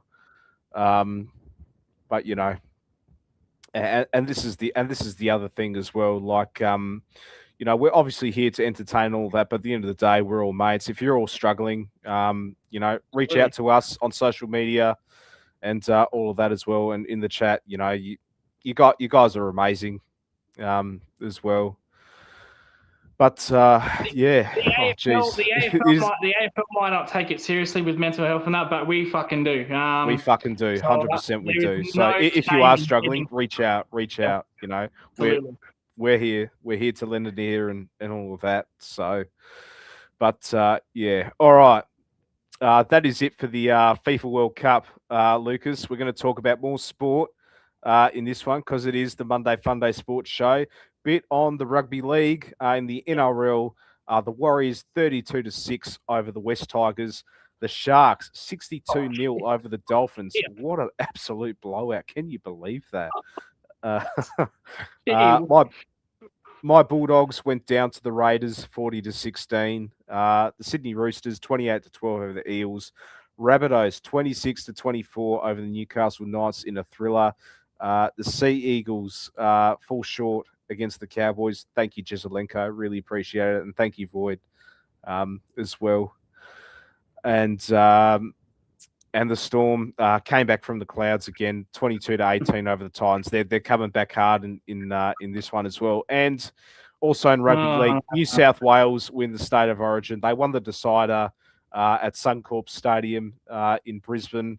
And Nathan Cleary wins the Player of the Series as well. Like, he was outstanding this game as well. And could this be his last State of Origin ever too? So and if it is, what a way to send up. Look, he's a champion of the game, like no doubt as well. He's done it all in rugby league in Australia. Yeah. We will see where he goes. Mary Flower as well, so he's definitely done it all. Yeah. So I don't think they're married yet. They're dating Mary Fowler. So yeah, he's done it. Yeah, he's done it all. He's absolutely done it all. Lucas, big news in the world of cricket. Brendan McCullum has been sacked. The Bazball era is over. Yeah, and on Nathan Cleary, he's done her as well. England. Now, this is very interesting. So 2 weeks ago, we covered the Ben Stokes sacking. He retired. 2 weeks later, Brendan McCullum has been sacked. Now, this is even more interesting. Not as the entire coach, though. He's stepped down from red ball only. He will still coach the white ball, the T20s, and the ODIs. That is very, very strange. Very strange. But England have decided that they want a new coach for the red ball team. They take the red ball a little bit more seriously up there in England, as they should. So they've got rid of McCullum. The lost series to New Zealand, as we covered that through the sports show, that was the final nail in the coffin for Brendan McCullum. They said, you've lost another series. Can't go anymore. Pathetic Ashes performance. So Brendan McCullum says, I'll step down, or sacked, whatever you want to call it. Stays on as white ball coach. The favourite for the red ball coach, you might have heard of this name, Kiri. Andrew I know who you're Flintoff, going. Freddie Flintoff. Oh, okay. He's and Justin Langer. So they're the two Yeah. front runners. But Andrew Flintoff, who coaches the Lions team, which is the Socceroos equivalent of the Jory-Roos, the under 20s. So he coaches them. So they're the two front runners. They've already got a head of selector, Marcus North, who's Australian, who played cricket for Australia over there. So the Australians are taking over the English team. They are. Yes. Unfortunately, we got the Ashes next year, and they can do a lot of damage. I just wish those two I wish McCallum stayed on for that Ashes. The time that comes around, Justin Langer might have his team in full fit gear. That wasn't going to happen. That wasn't going to happen though, Lucas. Like I knew. Honestly, Brendan McCallum should have got the sack after the Ashes series beginning of the year. Over in the summer, truth be told. And I was listening to SEN, Jared Waitley's show this morning as well. They were talking about it, and Jared Waitley was I thought he was spot on at this one. He thinks, and I want your opinion on this. He thinks that they tried the overseas experiment in Brendan McCullum, him being a New Zealander. He doesn't think him going for an Australian and other overseas export will work, and they should go back to another English coach. What are your thoughts on that, Lucas? Well, they had Flower before McCallum, and he was disaster. He was horrible. For me, you employ the best person for the job. The best person for that job at this point in time is Justin Langer. And Justin Langer might have some payback for where the Australian team treated him. So that might be extra motivation for Langer 100%. to win the Ashes, which is what we don't need. What we don't need. We fucked up. We fucked up letting him go. Like this fucking boys club and all that. And you know what? As bad as to say to me as well, Lucas, I hope the fucking Poms absolutely smack us in the Ashes next year. You know, if Justin Langer is the coach, because you know they'll fucking whack they'll fucking give it back to Pat Cummins and all of that as well. You know, we all know people don't know. I'm not a fan. Look, Pat Cummins is a great player. But I fucking hate him as a captain. Yeah, fucking Captain Woke. He's absolutely fucking bullshit. Sorry. Well, I agree with 99% of what you said, but you're saying that England should retain. So I'm going to have to find out where you work and try to get you sacked because of that comment. That's just not on from you. Be fucking smart. Not good enough from you, mate. But all seriousness, you've been on edge for fucking weeks. You know, your internet cutting out. You're giving me reasons to fire you. I'm having a good run so far. You're having a good run. You know, since that internet problem, you are having a good run. I've had a good run the last couple of weeks, Lucas. You can't talk. He has. You can't talk. Yeah, you're out in fucking bush, mate. I'm metropolitan. Yeah, I'm saying Karl Malone here. Get Shaq in the game. Everything. Justin Langer probably would be the best man for the job. Wouldn't surprise me if they went for Freddie Flintoff. But no, I don't know why he stuck around for the white ball because he's still getting paid. He's getting paid for two different jobs, McCallum. That's why. So they can't sack him for both. Far out. I didn't know that. I thought he was. You think? I thought he was sacked in all format. That's fucking weird. It is weird. Because Paul Collingwood, also another Ashes name you might recognise back in 05 to 11. You know, he was doing work with the ODI team, and then McCallum took over that. McCallum stays as white ball and they move on to the red ball. And won't be surprised if Ben Stokes, our good mate Benny, says, you know what, now that McCallum's gone, he's going to be back. There we go. Yeah, fuck that. Damn. Oh, dear. Good grief. When is Bomber Banter going to be on next? Oh, that's for Void. You can talk amongst yourself. That's all right. Oh, who passed away? I have not heard that. Oh. So Fiona had someone passing away. That's no good. That's a sad thing to happen. Oh no, that's no good. So we don't normally associate ourselves with other channels like that. But with all due respect, I hope she that's no good. And my deepest condolences to her for that. Yeah. So thoughts and prayers to Fiona and family and friends and all of that. So absolutely. Yeah. Yeah, no hate from us tonight. So there, that's pretty sad. Didn't know that. But anyway, next sport, Kiri. Oh, Yep. yes. This is all yours. Wimbledon. All yours. It's all mine. The Wimbledon's final. We know some names here. I didn't put something in. I'm going to mention that a little bit later as well, because yeah, we're in front of the time because of the lack of sports. But anyway, yeah, we'll see if I can drag this out. Short of a couple of hours. Yeah. All check final, Kiri, in the women's singles. They call it the lady singles in England. It's one of those Wimbledon things. I did have the ladies singles on here, but someone changed it to the women's. So I did have gentlemen's, and someone changed it to the men's. So yeah, all check final between Linda Noskova and Caroline Machova. I hope I got that right. Linda Noskova won in 3 sets. That's her first ever Grand Slam title.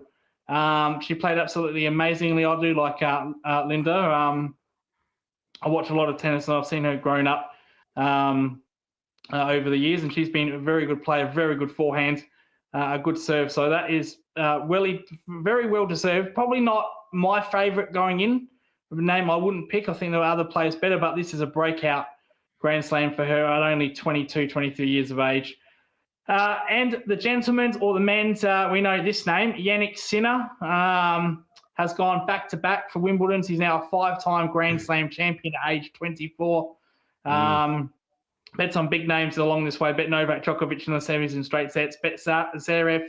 Zverev just won the French Open. We mentioned that as well. And Zverev is very lucky that he didn't have to play Sinner or Alcaraz in that final. Because this is now the 9th time that Jack Sinner has bet Zverev in a final. He is 9-0. So I think Zverev will be getting sick and tired of seeing this name in the final with him. So lucky he didn't play him in the French Open when he won it. But yeah, Sinner continues his, if you want to call it, the next GOAT in tennis. 5 times now. He's won the Grand Slams. He won the Australian Open Grand Slam. Now, remember, Kiri had that problem with the cramp in the French Open, where he lost in the second round. Boy, did Wimbledon look after him here. He had every single game in this tournament under the roof in centre court. So Wimbledon absolutely looked after this guy, didn't they, to make sure he won this tournament. The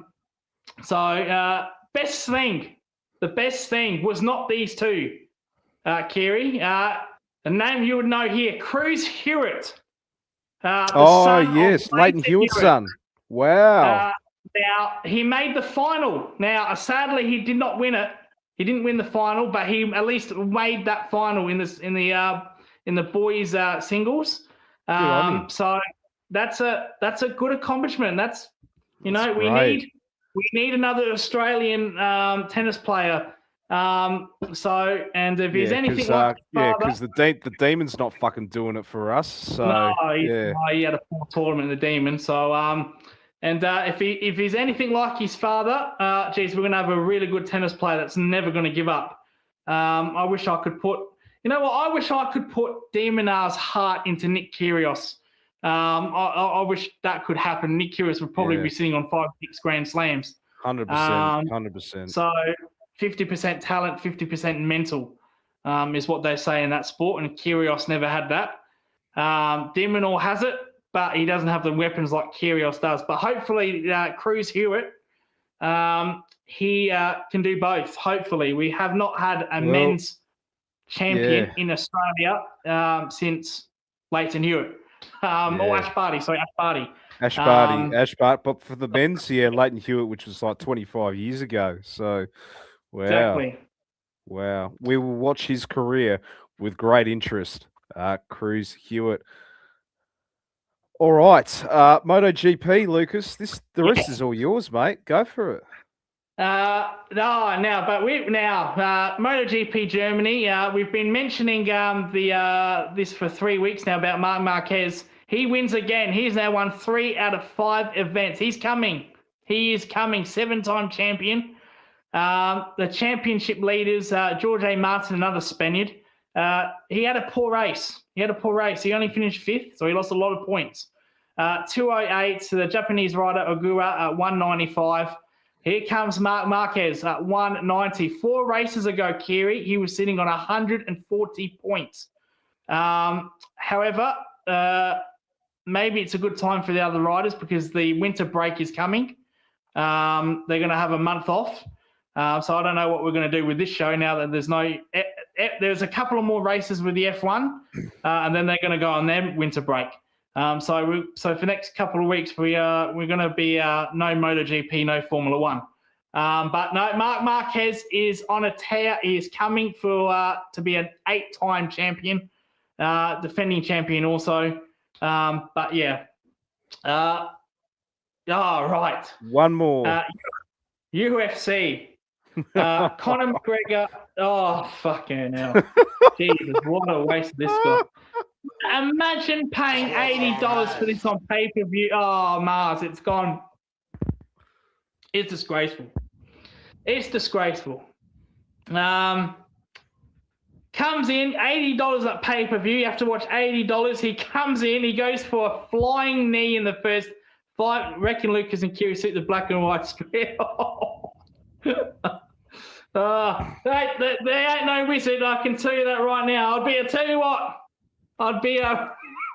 Now Kiri knows this, I'd be a Wizard fan before the Collingwood fan, let me tell you. The Wizard enjoyer. The Wizard enjoyer, Kiri. Well, we know that's your burner account on Twitter. We know it's you, Lucas. We know it's you. But very good age, very good age. So does one kick in the first 5 seconds, a flying kick. And then he lands, and then his knee is absolutely fucked. And then he had to quit. He didn't quit, but he had to retire. Yeah. And that fight lasted 30 seconds. A $90 pay-per-view fight that lasted 30 seconds. What a waste didn't of even money. see anyone get hit. What a waste of money. So we waited 5 years for Conor McGregor to get in the ring. In the UFC. 5 years, and it lasted 30 seconds, and we didn't even see anyone get hit. So Max Holiday wins that. A lot of not controversy, but a lot of shit talk at the end. Jake Paul got involved. Machine Gun Kelly. He did, yeah. I don't know who that is. I didn't know who that is before I heard it, but he's had beef with Conor McGregor in the past. Yeah. I think if Conor McGregor ever got a hold of MJ Machine Gun Kelly, I think that would be the end of him. Jake Paul got involved. Chaos with that. But McGregor, well, mate, surely now it's retirement. Just go back to your white powder yacht and sail away. So I don't know. No, he's all right. He's all right, Connor. He's all right. But yeah, that is it for the sports, Kiri.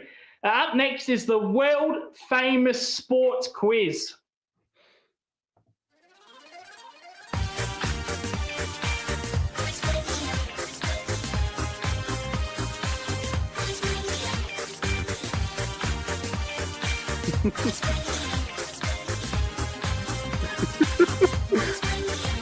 Are you Swoop Luke? Swoop Lucas.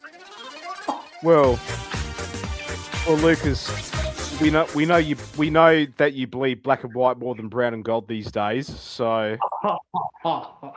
yeah, I'm the less woke version of Swoop Luke. So probably right. Yeah.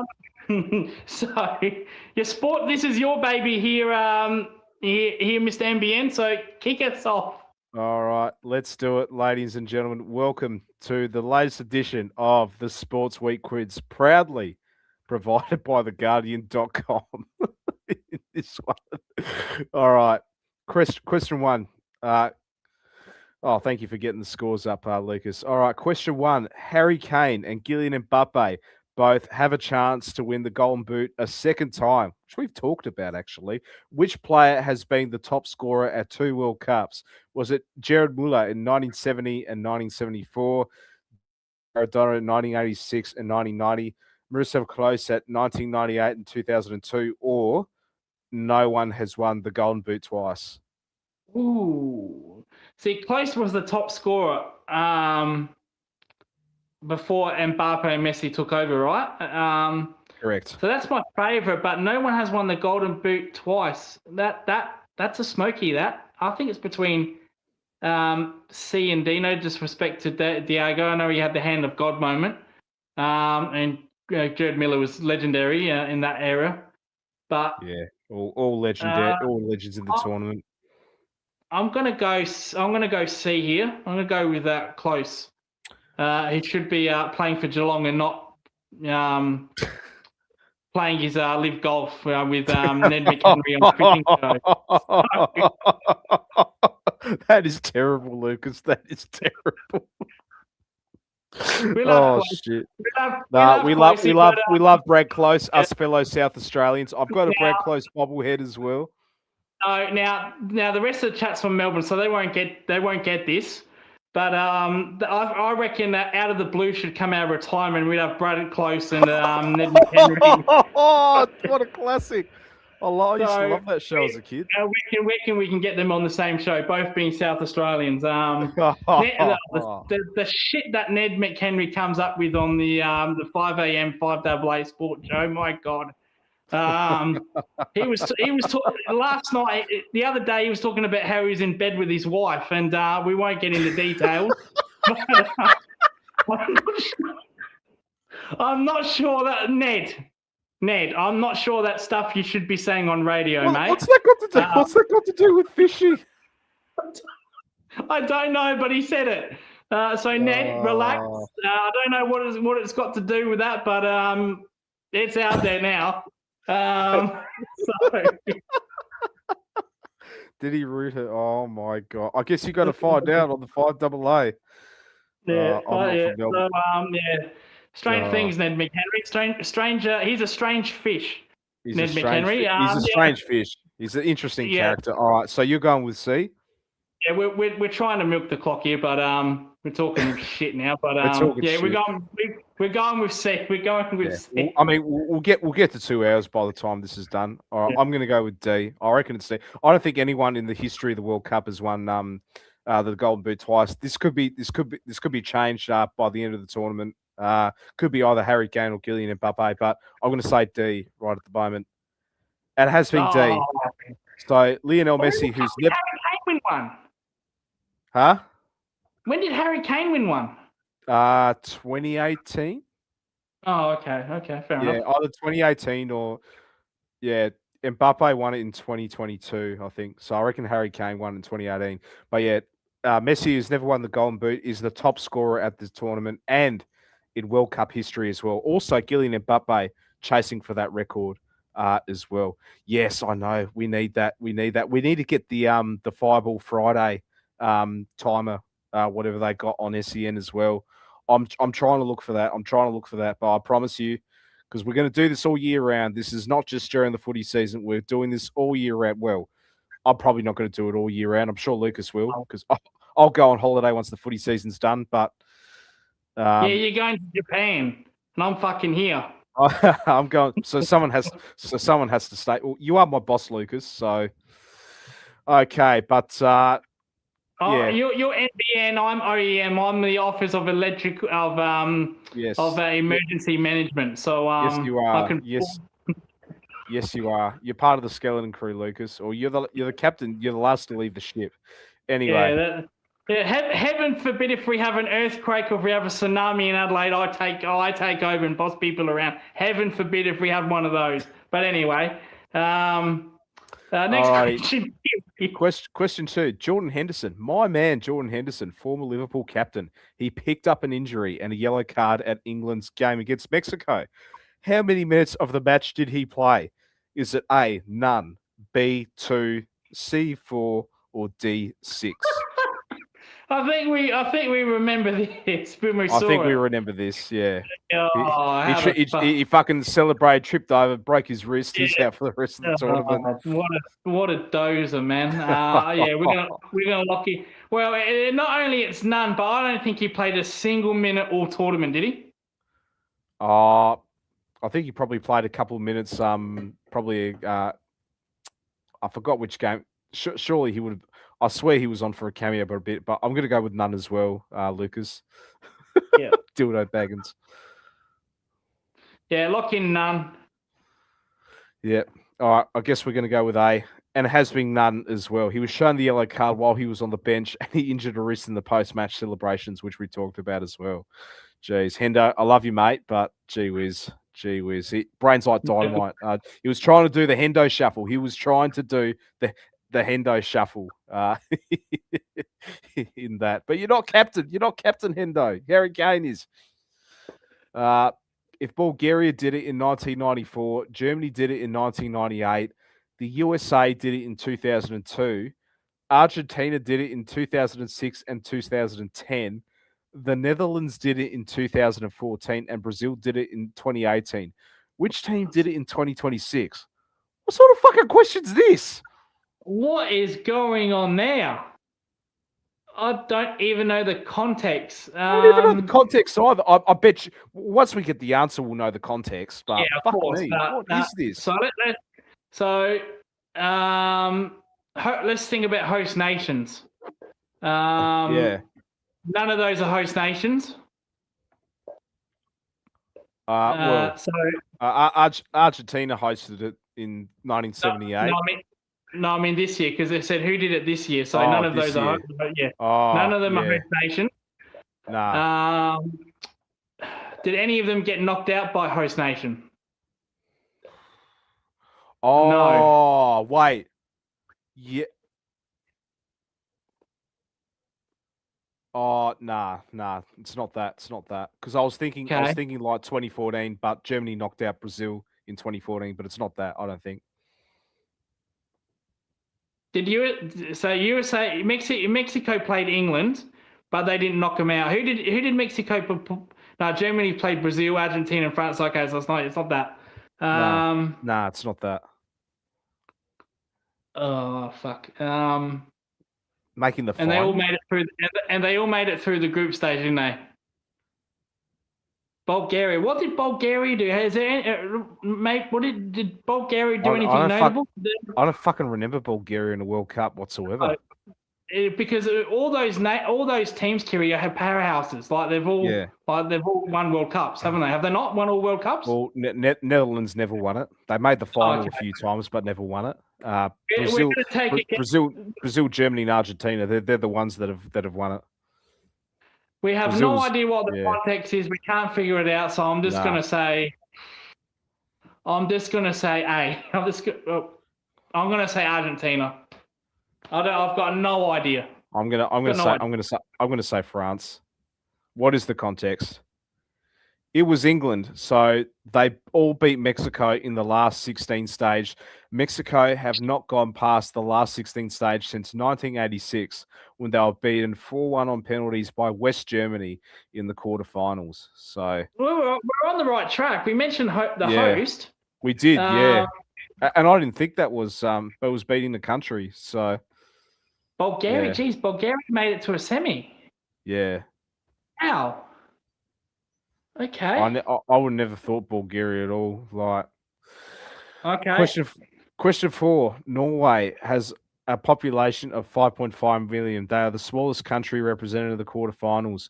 What was Uruguay's population when they won the World Cup in 1930? Was it 1.5 million? Look at this country. You are gay.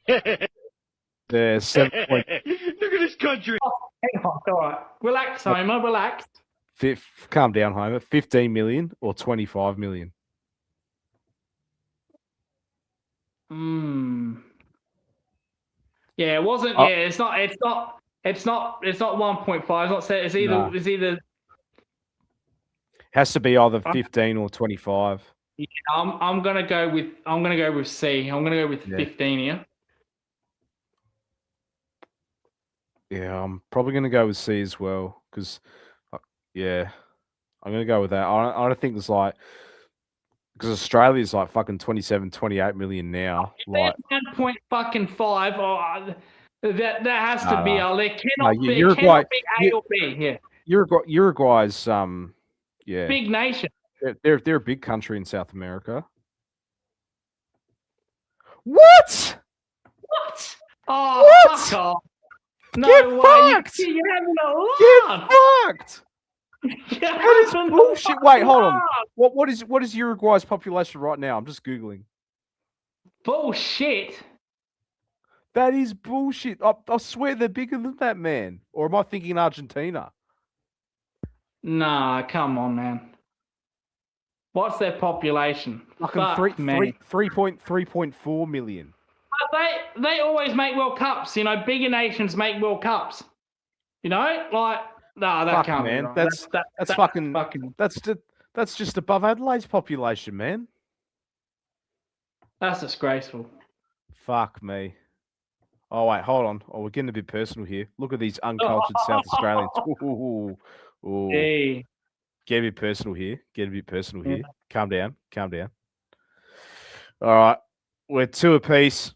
Question 5. Who has become the first player in history to miss 2 penalties at the same World Cup? Jorgen Strand Larsen, B. Kylian Mbappe, C. Lionel Messi, or D. Bruno Guimaraes? I know Bruno missed one. So did Messi. Mbappe did as well. He did miss a penalty too, but I don't think I've seen him miss twice. No. I don't think Messi did, because if Messi did, you would have heard about it by the Ronaldo fanboys. Yeah. I'm going to say, I'm going to say Guimaraes, I reckon. Yeah. Maybe Larson during the 80s, maybe. Yeah, I'll go Larson. I'll go with A. Yeah. All right. I'll go with Guimaraes so we can have a different answer. It was Messi. Messi, what? I swear he only missed 1 penalty. And most of his goals were open play as well. Fucking hell. Fuck, man. So it was Messi after all. We don't get a point in this one. 2-2. How did the Ronaldo fanboys didn't get on that? Fucking hell. Nah, I did not. Nah, not even on Twitter. We would have heard about it. Like you said, we would have heard about it on Twitter. We would have absolutely heard about it. Like, I knew Messi missed 1. I didn't know he missed 2. Like, far out.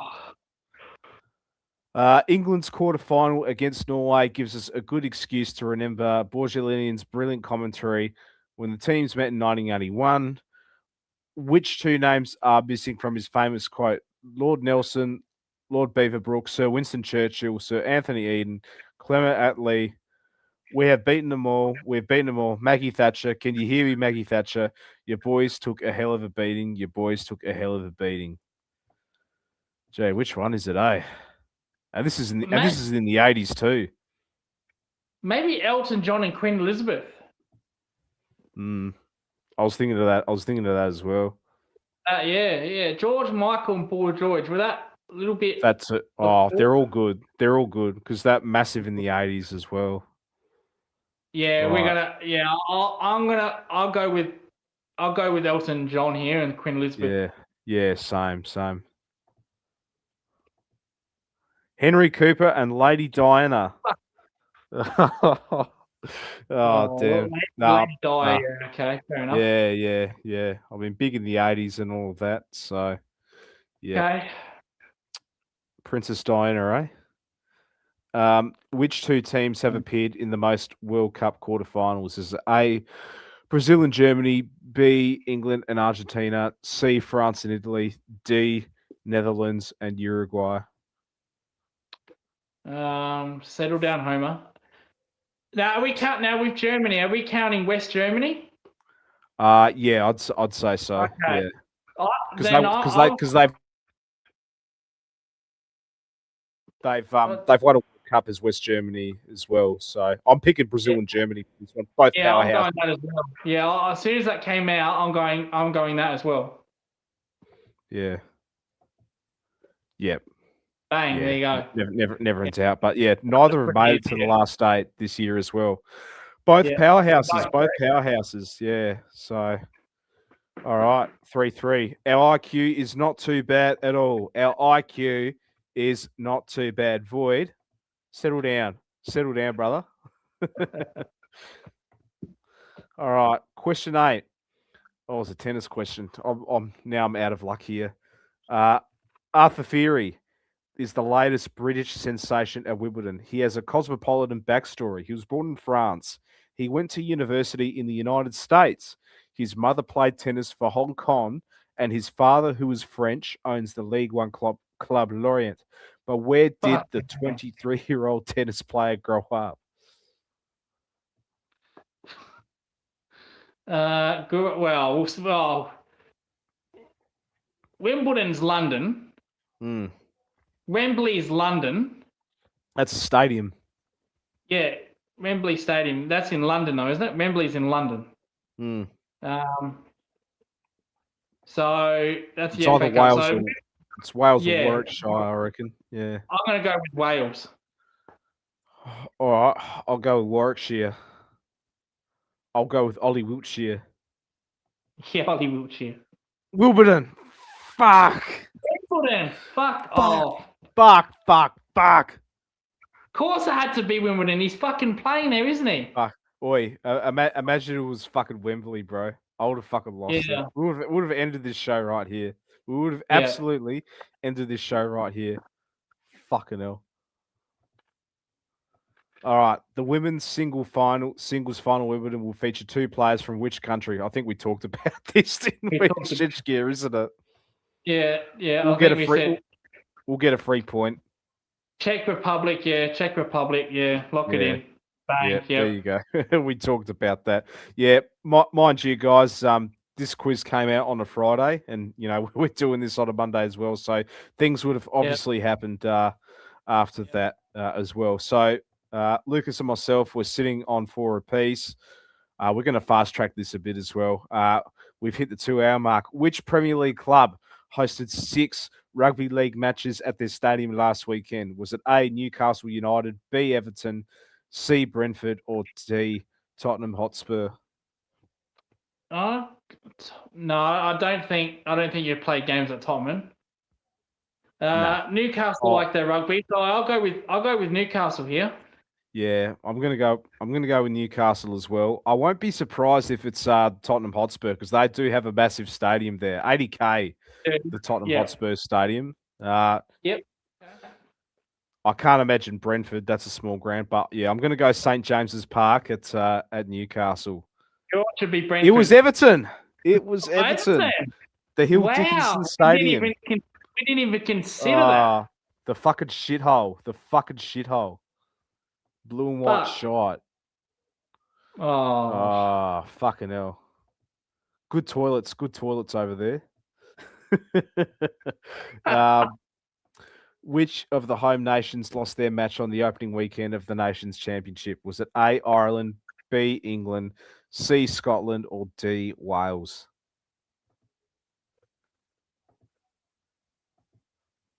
Which two? Which?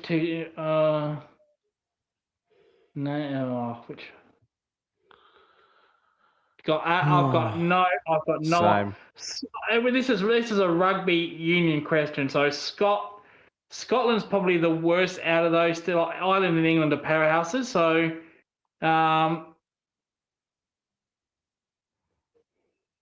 which of the home nations? Yeah, I'll go with Scotland here. I don't think it'll be Ireland. I don't think it'll be England. I think it'll be the Scotland or Wales. Yeah, I'm going to go with Wales. What do we got? England. England. Who did they lose to? They lost to South Africa. They're the World Cup. Yeah, Are we going to get a point? Are we going to get a winner? Are we going to get a winner in this one? No, we never have any fucking outright winners on this show. Oh dear. Sarah Story has retired at the age of 48. She won 19 gold medals at the Paralympics in which 2 sports? Was it A, athletics and weightlifting, B, swimming and cycling, C, rowing and tennis, or D, archery and shooting? Got no idea. I wouldn't have a clue either. I'm going to go, she looks like a cycler to me. Yeah. Based on the outfit she's got. Don't say weightlifting. Don't say weightlifting. I bet you it's going to say weightlifting. No, couldn't possibly be. Yeah, I'm going. Fuck, I want to move on. Just go B. We're both going to go B. There we go. I love B. We got a B. Love it. Absolutely No, love we it. don't love it because we're still on the same amount of fucking points. 5-5. Oh, shit. Okay. What unusual request did the Sarah. organisers of the Tour de France make before the third stage of the race this week? They asked local farmers not to spread slurry before the race. They asked spectators not to wear football shirts in sight of TV cameras. They asked fans not to attend the end of the stage, or they asked local bars not to show the France versus Morocco match in case it distracted from the tour. That makes sense. Hmm. But the soccer shirts make sense either as well. To wear a football shirt. Yeah. But the Tour de France is an open event. Don't forget, it's an open event. There's no gates, so you can do what the hell you want there. To be honest, maybe they asked the local bars not to. Yeah, but that'd be so fucking. That'd be so woke, wouldn't it? Yeah, I'm gonna go with D. Fuck it. Let's go D. Oh, I'll go with B. Yeah. C. Fuck It off. was C. Fucking hell. They asked Fucking fans not to attend the end of the stage. Oh. Question 14. What remarkable feat has the cricketer Beth Mooney achieved? We talked about it last week with the Australians winning the women's T20. She has represented Australia at football and cricket World Cups. She has scored half centuries in 3 T20 World Cup finals. She has become the first woman to score a century at Lords, or D, she has become the first female cricketer to win the World Cup in all 3 formats. I'm going to go with B because I know she got a half century in the final in that one. Yeah, so I'm going to go with B, Lucas. We'd like to go different answers here, but I'm pretty sure it's B. If it was A, we would have heard about that, like we did with Elise Perry when she played at the Football World Cup. Yeah, she played for the Matildas, didn't she? Yeah. Yeah. The women's don't have a Test World Cup like the men's do. They don't have a World Test Championship. So yeah, it's B for me. All right, what is it? Yep, it's B after all. She has scored a half century for Australia. They beat England in the World Cup final and 3 half centuries against India in 2020 and South Africa in 2023. But yeah, we talked about Elise Perry, who's also represented in the Football World Cup as well. So we get another point, 6 apiece. Yeah. When's the deadlock going to happen? When is the tiebreaker can happen, Lucas? Oh dear. How many questions have we got? We got one more. We have got one more. We have got one more. Could this be the winner? Could this be the winner? Or not at all? Alexia Putellas won 10 league titles and 4 Champions League titles with Barcelona, has been awarded the Ballon d'Or twice. Where will she be playing her club football this coming season? Is it A, Bristol, B, Bromley, C, Birmingham, or D, Brighton? No, I haven't got a call. When it came up Champions League and Ballon d'Or, I was like, fuck, I've never heard of you. Then it was like, then it's women. So, okay.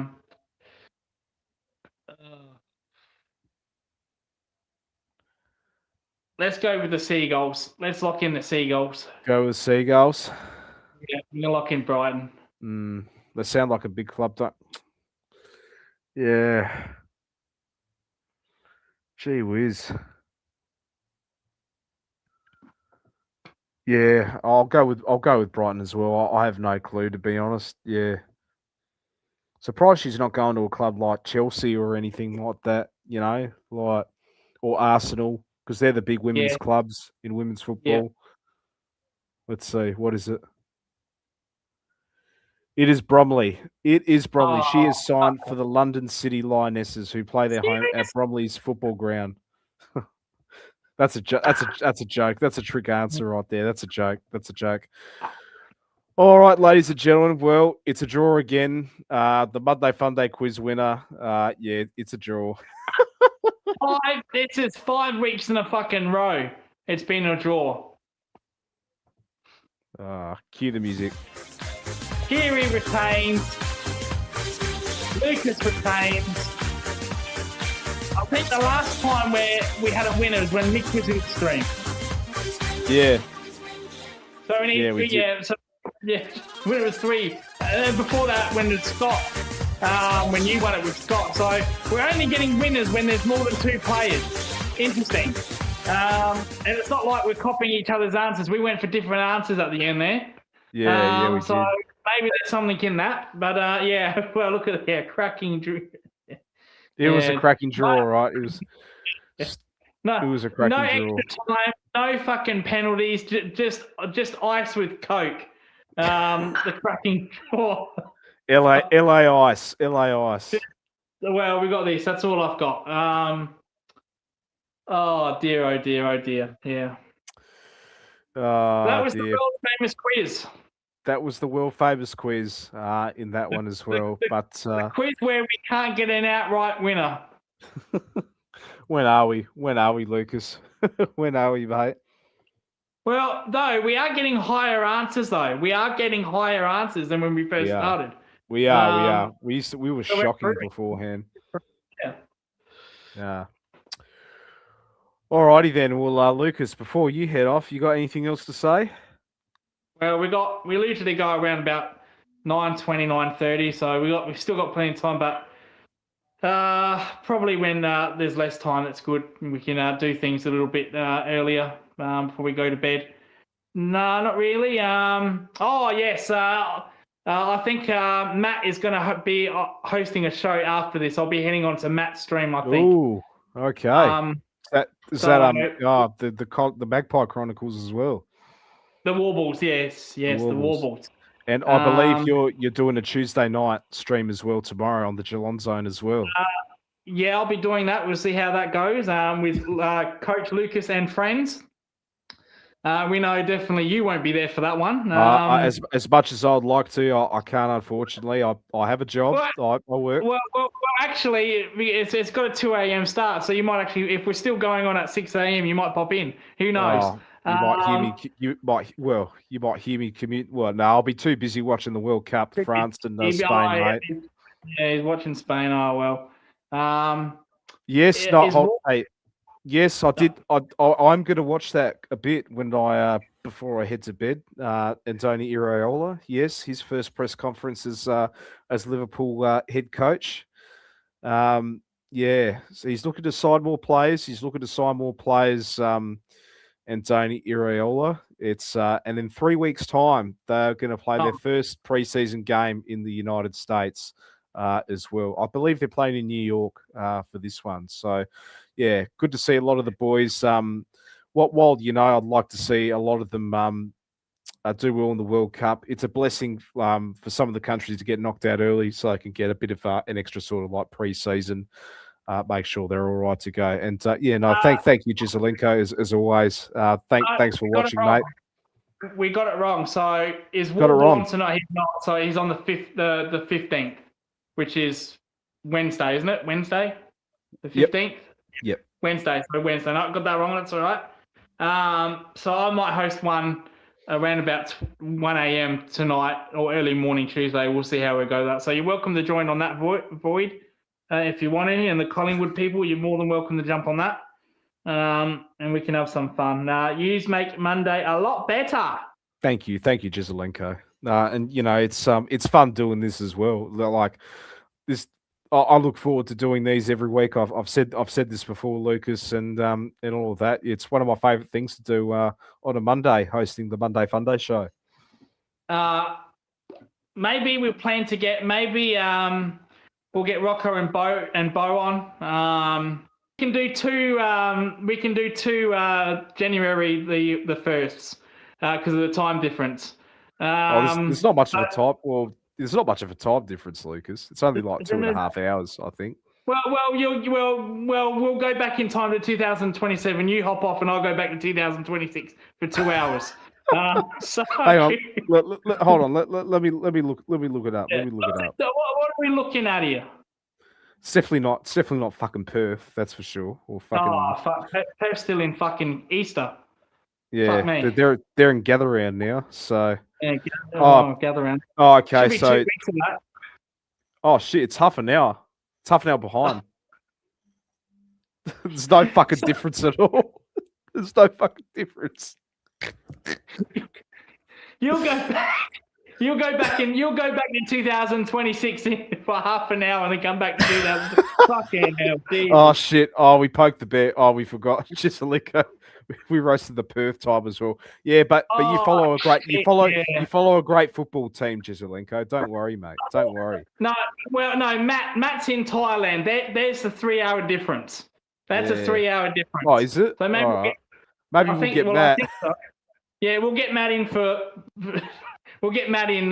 We'll wish happy 2027. He's in 2026, and he can come back to 2027. Maybe we'll do that. Got 2 minutes left, but we're taking the piss now. We can't do anything else, so we might end it early. It's good. Yeah, we might end it, but yeah. Kiri, wrap us up, please. If you've got anything else to say. Yeah, be kind to one another, and as always, go the Mighty Catters. See you later.